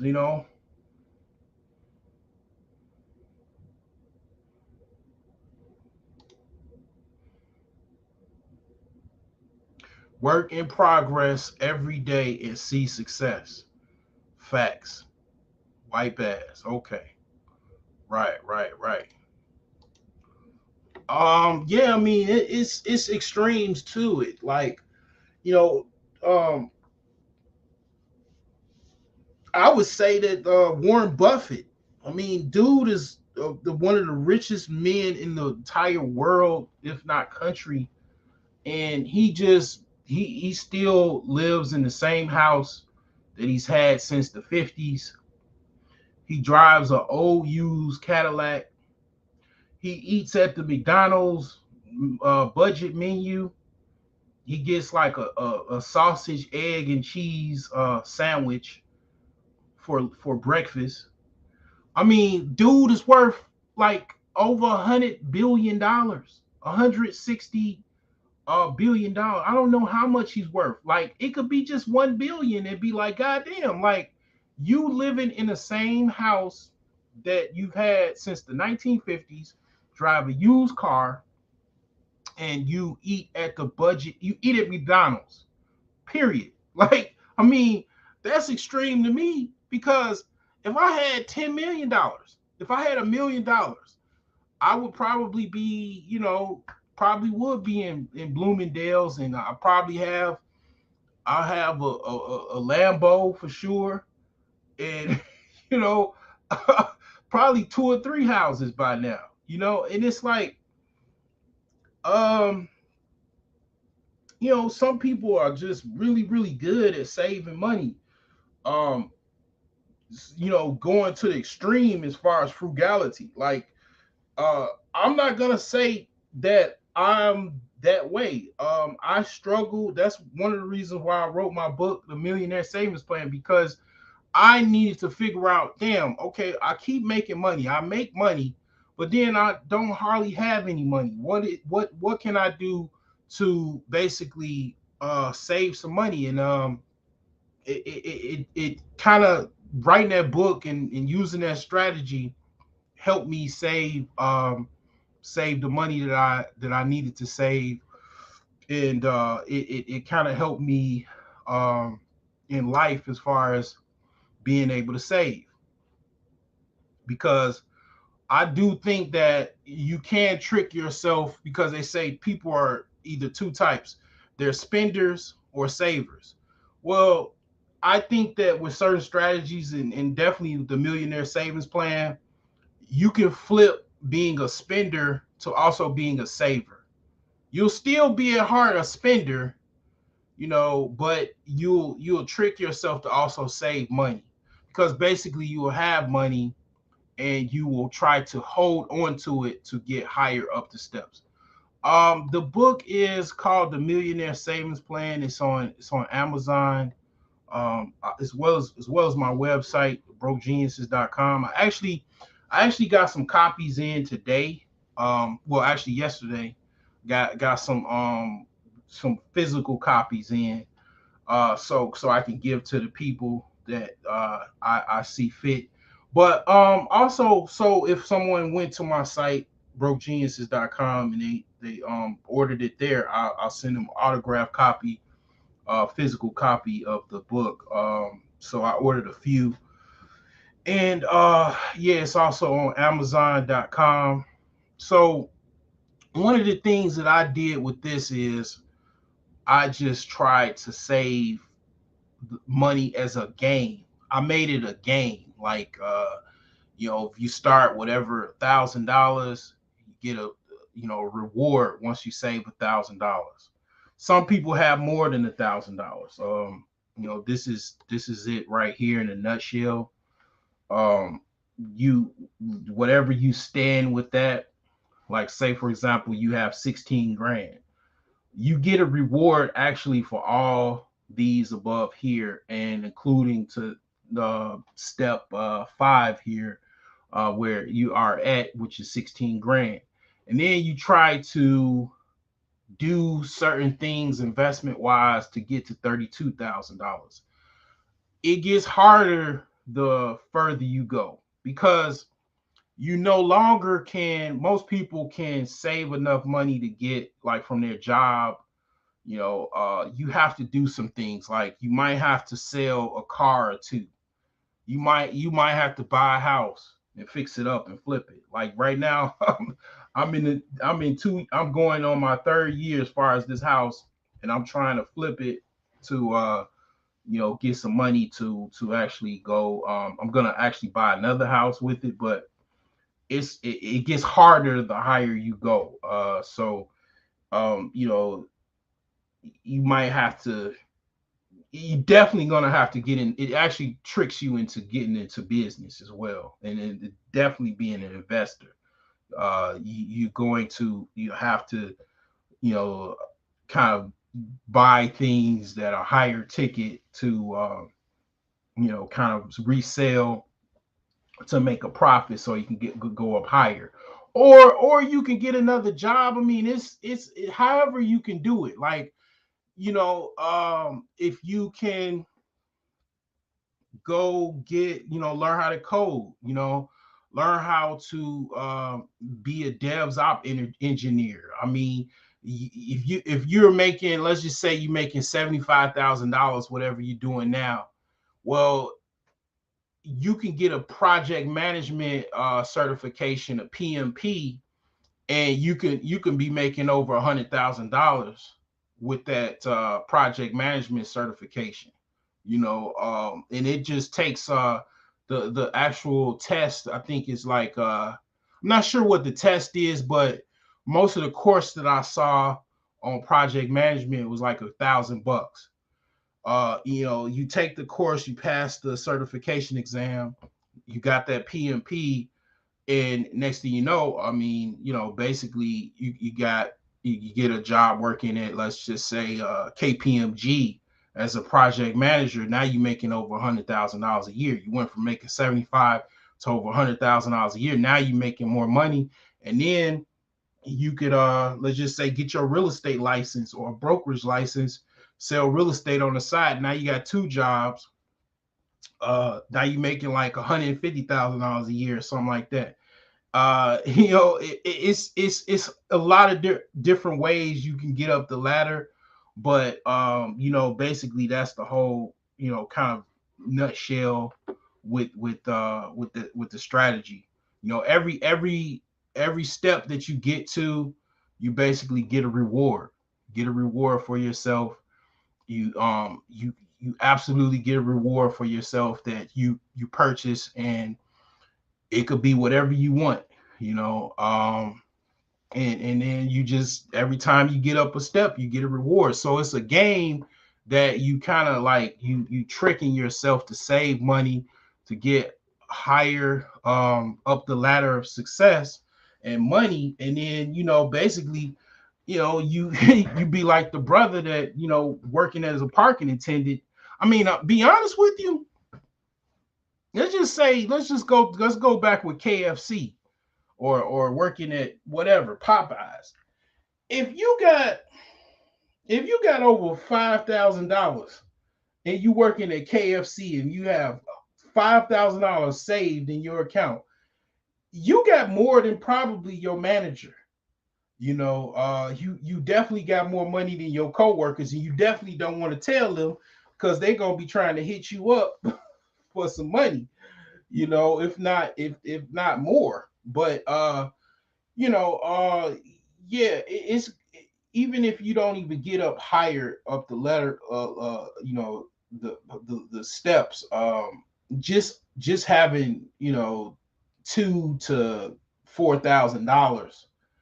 Most people are living check to check, and they don't even have an emergency fund that's over $1,000. I think they said like over 60% of Americans don't have an emergency fund over $1,000 and are currently living check to check. So you break that within step one. Step one, you basically break that cycle just by achieving step one. So it's definitely it's a game changer. It's something that I kind of thought of to help me change my life, and I eventually kind of like transformed it and morphed it into a book and got it out there. Yeah, man, it's definitely something that I still utilize to this day.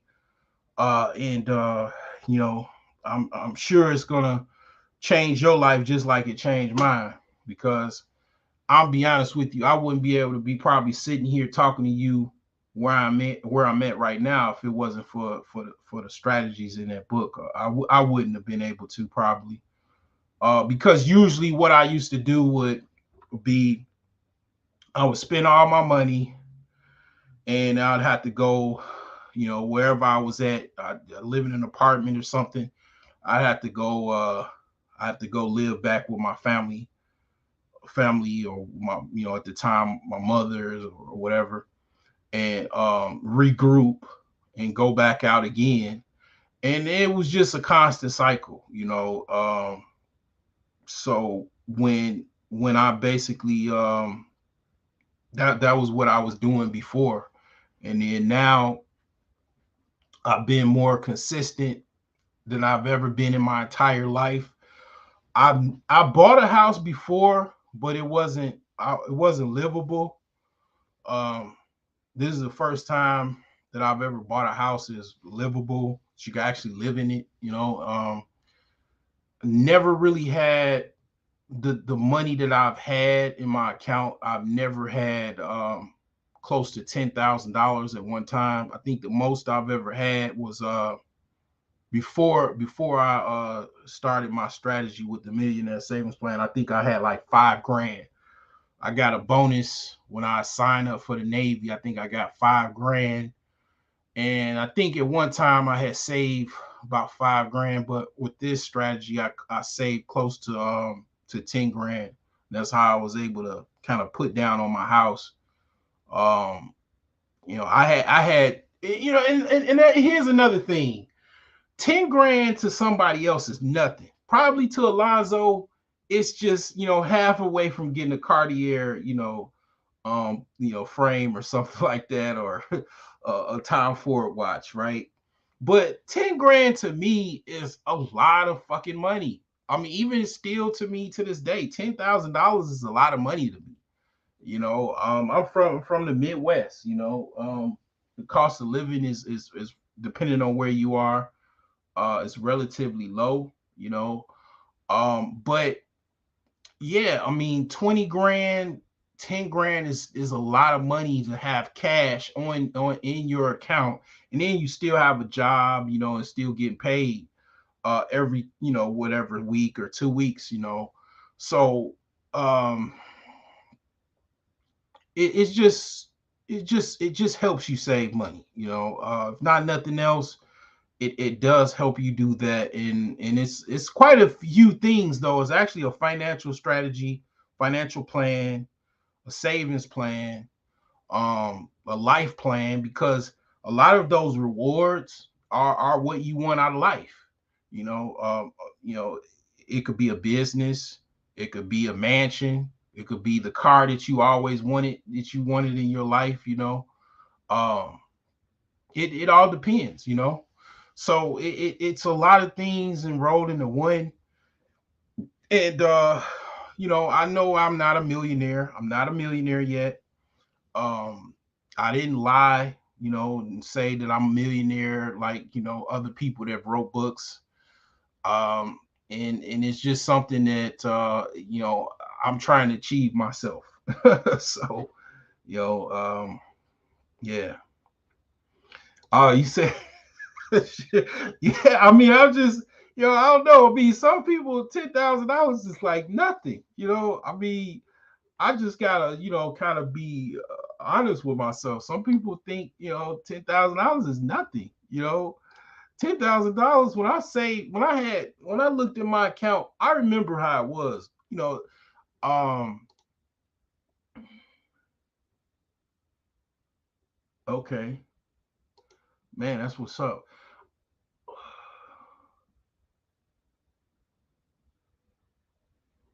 Yeah, I mean, I never did that, but I can imagine. But the thing is like, you know, it's a lot of money to me, because I mean, a lot of people, you know, I don't know what they make. I don't know what people have. But I always made money. I just never saved it.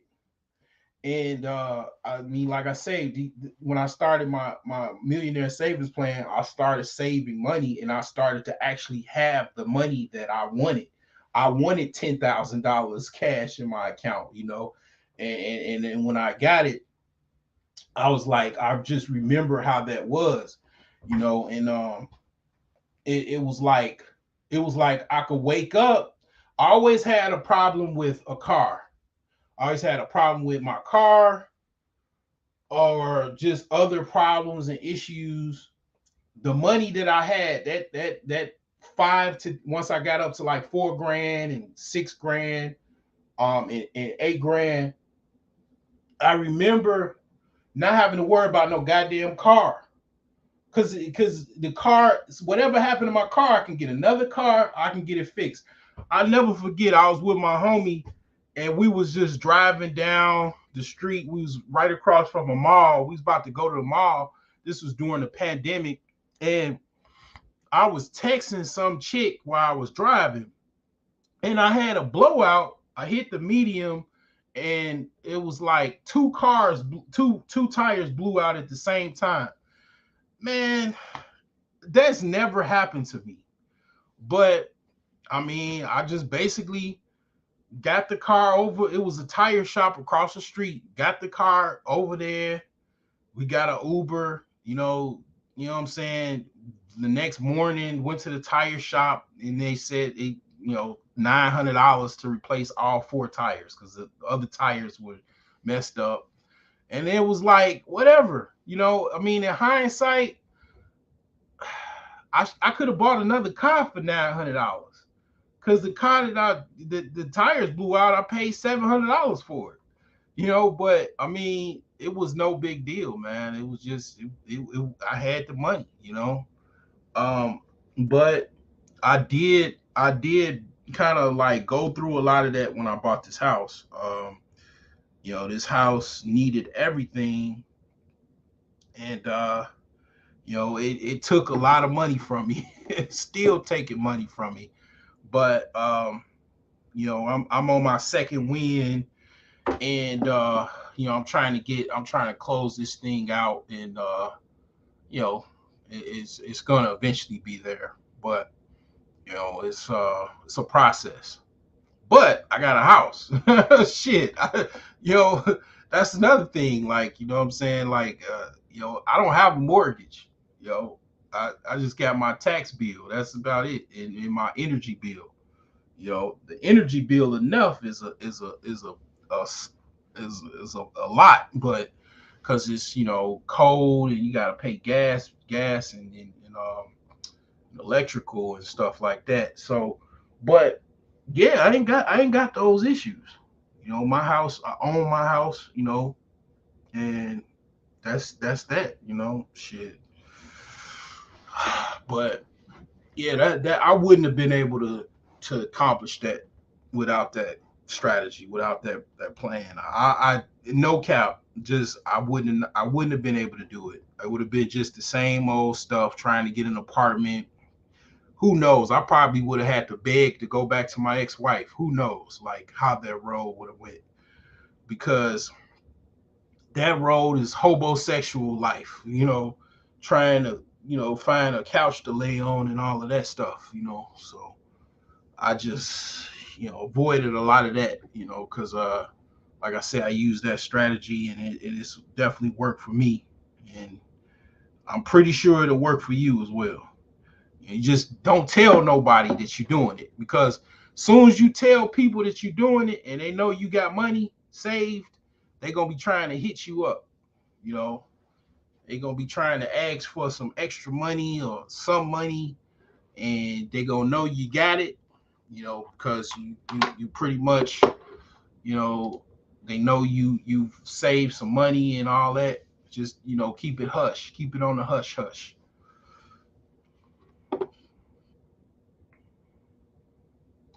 So yep. But yeah, I don't know if you guys want to talk or whatever. You know, um you know, I'll drop a link if somebody want to talk. Otherwise I'm gonna just close this one on out. You know, basically, uh you know, I just was hopping on here. I'm off work tomorrow, so I mean, got a little time. Um, just kind of enjoying the off time because, man, I be my job is not hard, but it's just a stand. I call it a stay in awake contest. You know, because, you know, basically most of it is just trying to stay awake. You know.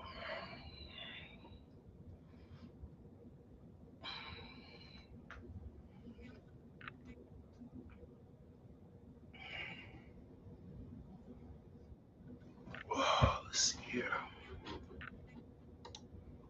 What's going on, Mr. Alonzo Hall?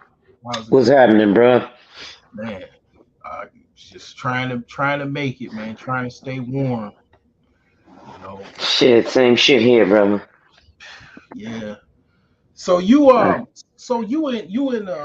in Connecticut, right? yes.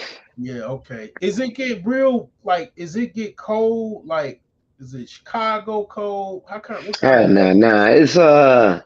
It's New York. New York cold. Okay. Yeah. So is that like uh windy cold or?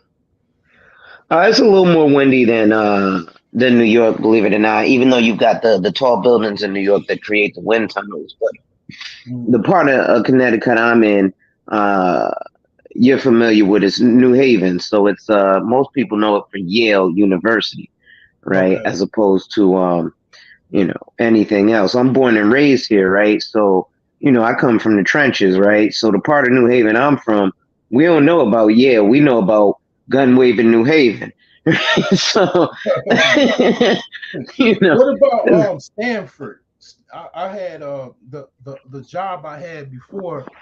It was one of our sites was Stanford. Stanford is very close proximity to New York, and that's where you're going to have a lot of your financial institutions, your UBS, your Morgan Stanley, your Goldman Sachs, so on and so forth. They have like a secondary office there because a lot of the New York people just want to end up living in Connecticut. That's why Connecticut's like one of the richest states in the country, right?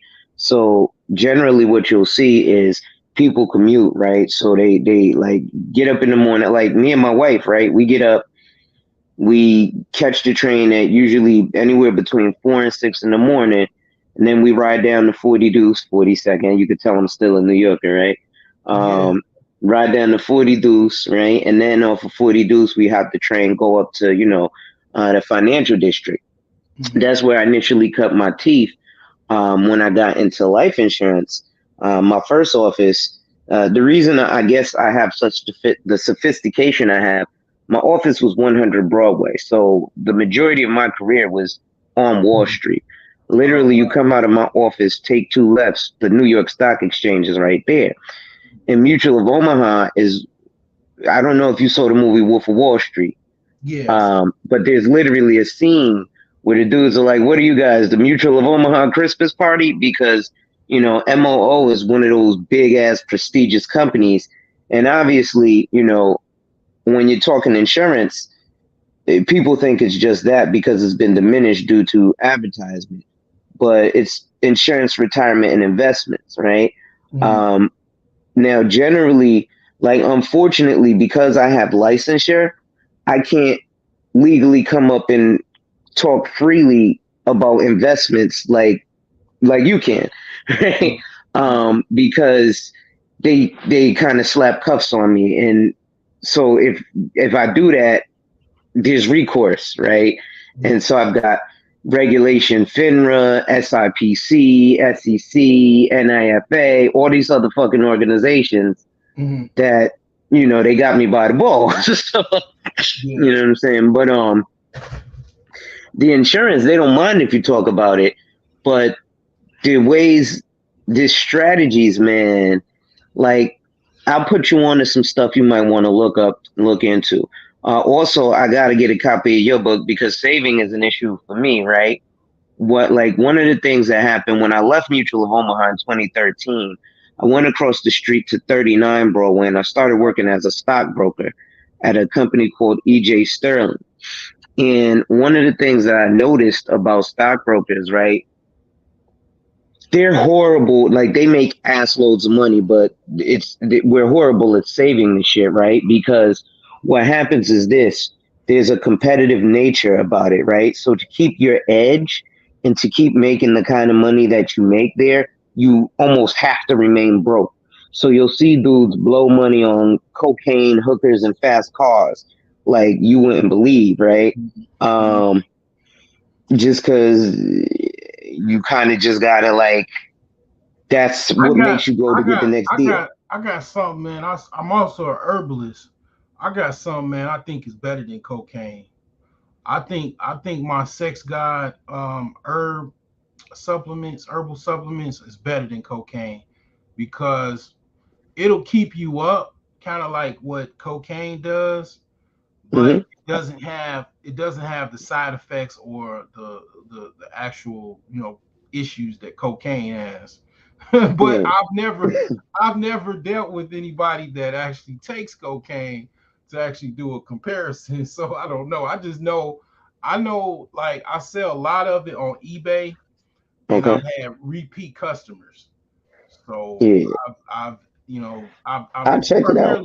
I primarily sell it on eBay. For whatever reason, I think it's just because of the market exposure, but it keeps you up.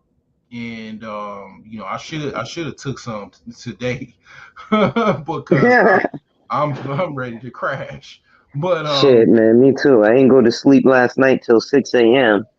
and then I got up at 8:30, and then I had to do some running around. And it's football Sunday, so I'm not boycotting the NFL. So I was up all day, and shit, it's 1:00 in the morning out here. I'm still up, but I get manic episodes sometimes, so I be up for days at a time. Well, I got something for that too. I got my sleep formula is called Knockout. And it's like, a lot of people don't know I sell herbs. I mean, I talk quite a bit about it on my channel, amongst other things. But I've actually had sleep problems for years, for actually decades. Mm. And I've had all of that, the stuff you talking about, plus more. Plus Okay. legal, but it's gotten really really bad. Like I've even had legal problems because of that, and I've learned how to deal with that. And I'm gonna tell you, okay, so my sleep formula is called the Knockout. It's on my website alsherbs.com. Okay. And I basically, this is another thing that I found out a year or two excuse me, a year or two ago, that is effective. Um, Hemp oil, Mm. good Oh, old I fashioned. smoke a lot of weed, so I ain't worried about that. Nah, I'm messing with No, you. hemp oil is just, is you take a few drops. You don't necessarily have. It's not weed. It's in hemp is in the family of weed, but Right. it's not necessarily marijuana, but it has somewhat similar effects because it'll calm you down. And next thing you know, you'll be, man. I'm gonna just keep it real. I'm gonna talk to you like you were my actual brother, and I don't have no brothers. All If right. if you took my knockout and my hemp oil drops, your ass will be asleep. You'll be backed up. It'll you'll be backed up with sleep. Like, yo, it'll bring the sleep up out of you. Cause I know exactly what you're talking about. Cause I've had those issues too. And what I do is, not only with the hemp oil, I got an oil burner. Uh-huh. I put some in the oil burner with a tea candle, and then I take the drops internally. So I'm sniffing it through the oil burner, and I'm actually ingesting it. And if it's really really bad, I'm gonna be honest with you, just with the hemp oil alone, I'm crashed. Mm. I don't have enough time to sleep. I'll be getting so much sleep. Like, um, Facts. and it's like, if I take my knockout too, then I'm crashed. Like, you know what I'm saying? It's like a 1-2 punch, but you don't even need that one. You just need one punch, but when you take both, it's like a 1-2 punch. But um, you gotta, like, I get free samples. You know what I'm saying? I mean, I'm still, Oh I look shit, at you my, on the block giving them 1% for free, Melly. yeah, you know what I'm saying? Like, you cover the shipping, or what? You know what I'm saying? It's okay. I It's nothing. got you. I'm a startup. I want you to see if it works for you. If I gotta send you some samples, you know what I'm saying, to get you, to see how it is, if it's good, I give you 10 pills. I mean, usually I give people that I know locally when I don't have to ship, but you know what I'm Yeah. saying? It don't cost that much, but it's like, you try it out. If it work, okay, what you out of? What you out of, maybe what, $40? If you got my hemp oil, in about 50 supplements of my knockout, you probably out about what, less than $50. If it works, great, right? If it doesn't, Mm. you out of, $50. I mean, I spent $50 on worse. yeah, I mean, it's really not. It's really. I'm be honest with you. It's probably most likely gonna work for you. Yeah. Because that's what it does. That's what hemp does. It calms your nerves.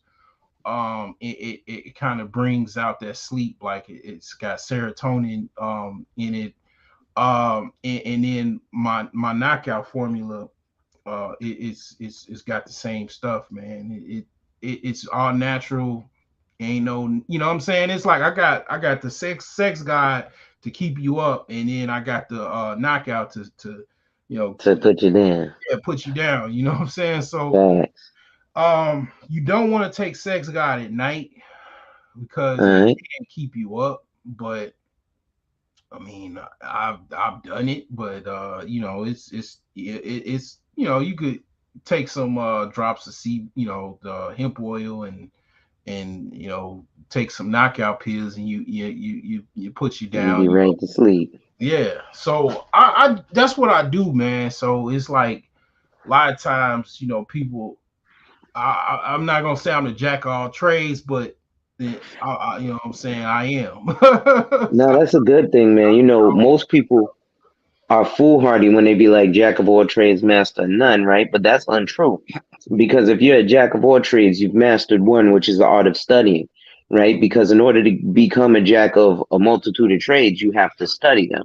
So, that's how that goes. But real quick, I want to put you on some game. There's another book you might want to check out by a gentleman by the name of David McKnight called The Power of Zero. And that's why I say this insurance and annuity stuff is crazy, man. Because you hear a bunch of crazy terms and concepts, and that's what I'm saying. Like that's why I got right now, a simple $10,000 commission waiting. Right, this is a simple person putting 20 grand into a life insurance policy. Right. 1 second, I got to respond to a text. Okay, this is actually one of my agents who's out in California. Have a good night. So she's just checking in with. That's another thing. I have I've gotten matured in my position in my firm. So now I'm a managing associate. So now I have agents who work under me. And like I go crazy because I see all these companies who be hiring people and recruit. But I'd be like, yo, these cats don't even know how to do case design and stuff, right? So like, I can like I was talking about in the chat, right? A self-directed IRA real estate, right? So most people would just do a self-directed IRA, but you can also do a self-directed IRA real estate, but you have to find a representative whose firm allows them to do that. And so many firms don't even allow people to do that because it's way crazy beneficial for the consumer, right? And I mean, there's limitations to it, right? Like, for example, you or your family can't directly or indirectly benefit from the property that you invest in with your IRA real estate, right? So then how does that work? I mean, it's like basically if you go and you invest in a 90 unit condop. Are you familiar with what condops are? No, I never heard of it. Okay, so I also have to explain. I hold a bunch of licenses, right? So like my whole thing was I never wanted to work for somebody ever again except for myself, right? So in real estate in big cities, major cities, New York, Chicago, LA, Miami, you have condos and you have co-ops, right? But a condop is an amalgamation of three things. So it's commercial real estate. Usually on like the bottom, you'll have like a Walmart or a Target or like a big shopping. Well, not Walmart and Target, but like a big shopping plaza. Well, yeah, you could have a Walmart or Target there, but basically like a big shopping plaza, right? And then you'll have like on top of that might be like a parking garage, and then on top of that will be residential condos, right? So they call that a condo. But then you can actually, if you have a self-directed IRA real estate, invest in that, right, and get your return. It's kind of like a REIT, but a little more expensive, and it's a little more at your control, right? Where REITs are going to be packaged, right? Kind of basically they're just mutual funds, right? But they're packaged in a way, and again, I got to be careful about how I say what I say, just because I don't want no regulators to come. Oh, now you got to lose your license, right? But stuff like that, man. It's really. I almost lost my track of thought there, but it's crazy the way that that you can invest in these things, but basically your family just couldn't like rent it, right? So your family couldn't.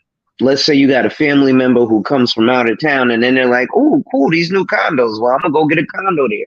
Technically, they can't do that because you're investing in it. Now, generally, that's only with your immediate family. And, the loophole is, well, who's going to really know, right? It's not like you knew they was going to go get a condo in something that you was investing in. So the loophole is kind of just arm's length not knowing, you know what I'm saying? So that's one thing, you might want to look into. You also might want to look into something called LIRP, LIRP, which is a life insurance retirement plan.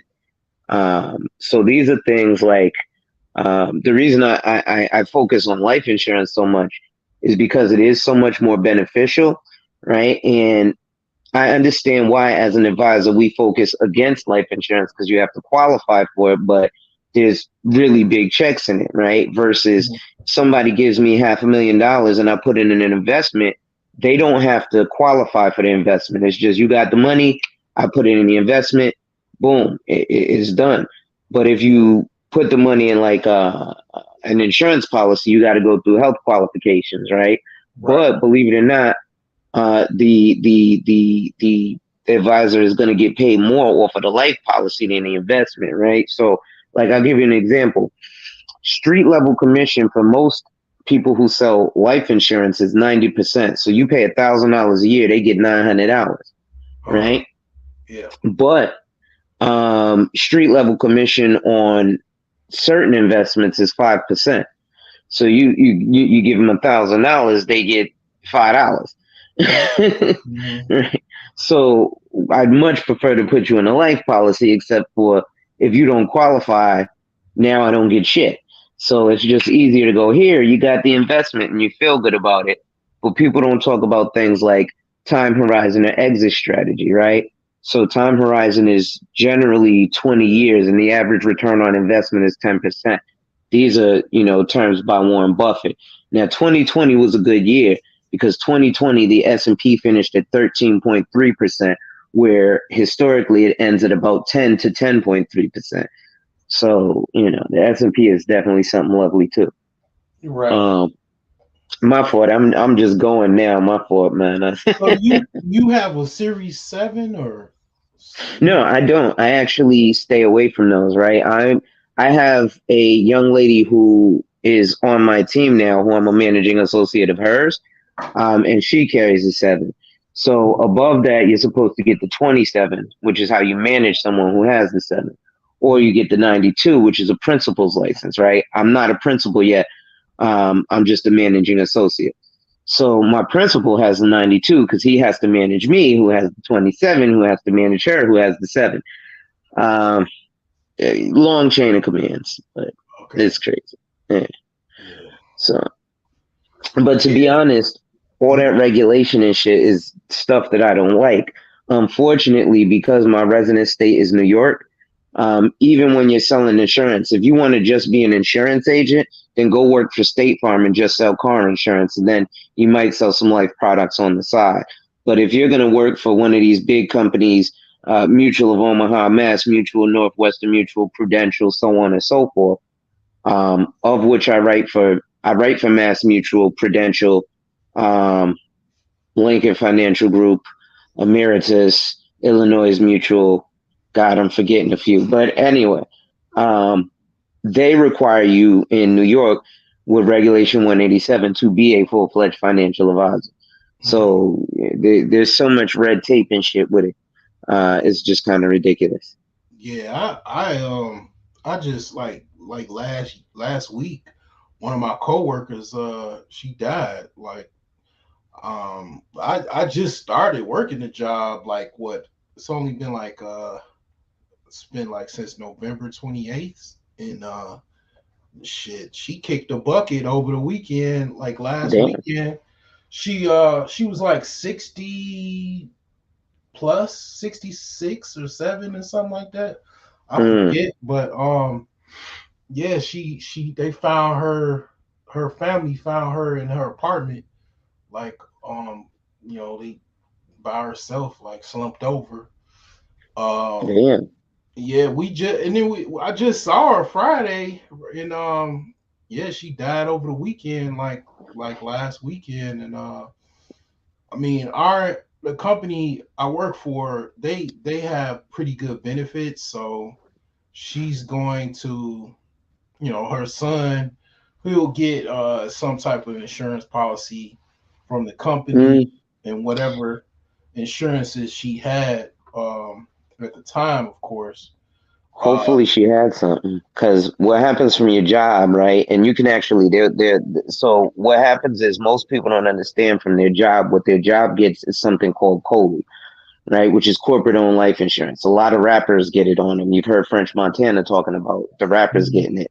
But what COLI is, and there's actually, what's that dude, Michael Moore? He did a 2011 documentary about it, because companies like Walmart were doing COLI on their employees. And actually, Amity Bank did one on one of their high level executives, right? He died of cancer. Oh, go ahead. Yeah. No, it's not that, but they could have that. I mean, it makes sense, right? But they have they give you automatically this whatever your salary is. They generally it's 2 times your salary. Yeah, they give you that automatically with no cost. Right. And so that might really be COLI, right? And the only reason I say that is because again, just like the guy with Amity Bank, they gave it to him as an executive benefit. And then when he died, they got $5 million, but his family got nothing. Why? Because they paid for it. And what happens is there's something called insurable interest. So their insurable interest on you is well, that's the reason you could get life insurance on somebody, right? So insurable interest on you, the employee, is, well, if this employee dies, obviously their work is gone and now we have to replace them. Not saying that's what is done. That ain't what this is. You get, like, your family get the death benefit of whatever amount that they give you as far as your salary. And then you can like in my case, I get whatever my salary is for a death benefit, right?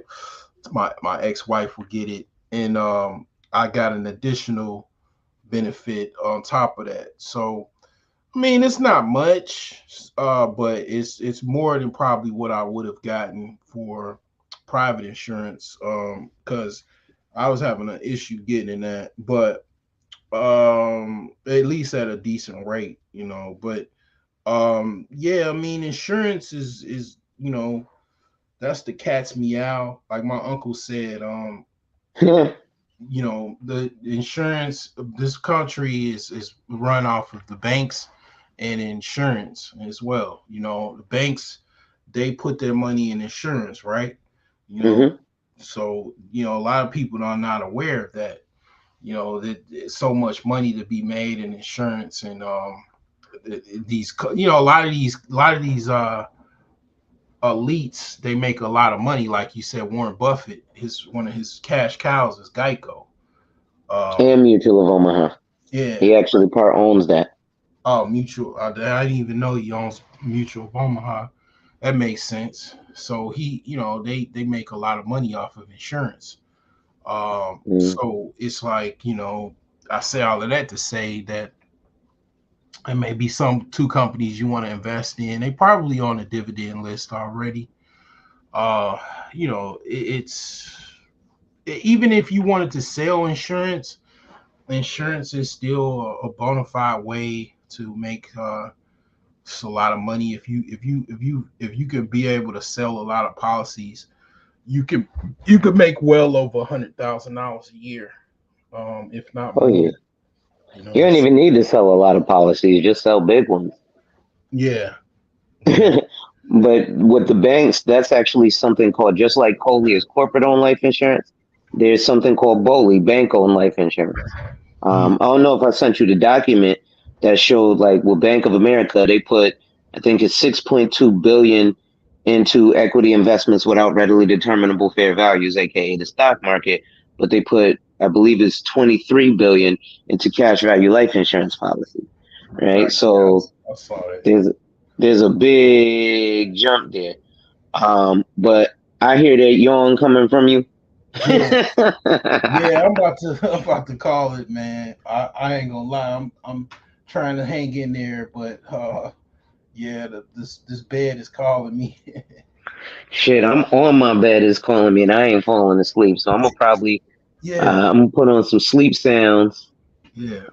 Drink me a cup of sleepy time tea or something, and try and knock out so I could get up and watch Tom Brady put foot the ass on the Cowboys tomorrow. Yeah. Okay.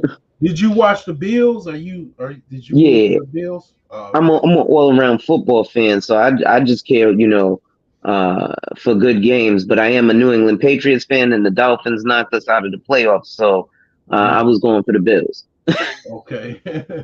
Yeah. All right, man. I'll check you out. Maybe when I got a little bit more energy. Yeah, All man. right. All right. All right, Take it peace. easy. All right.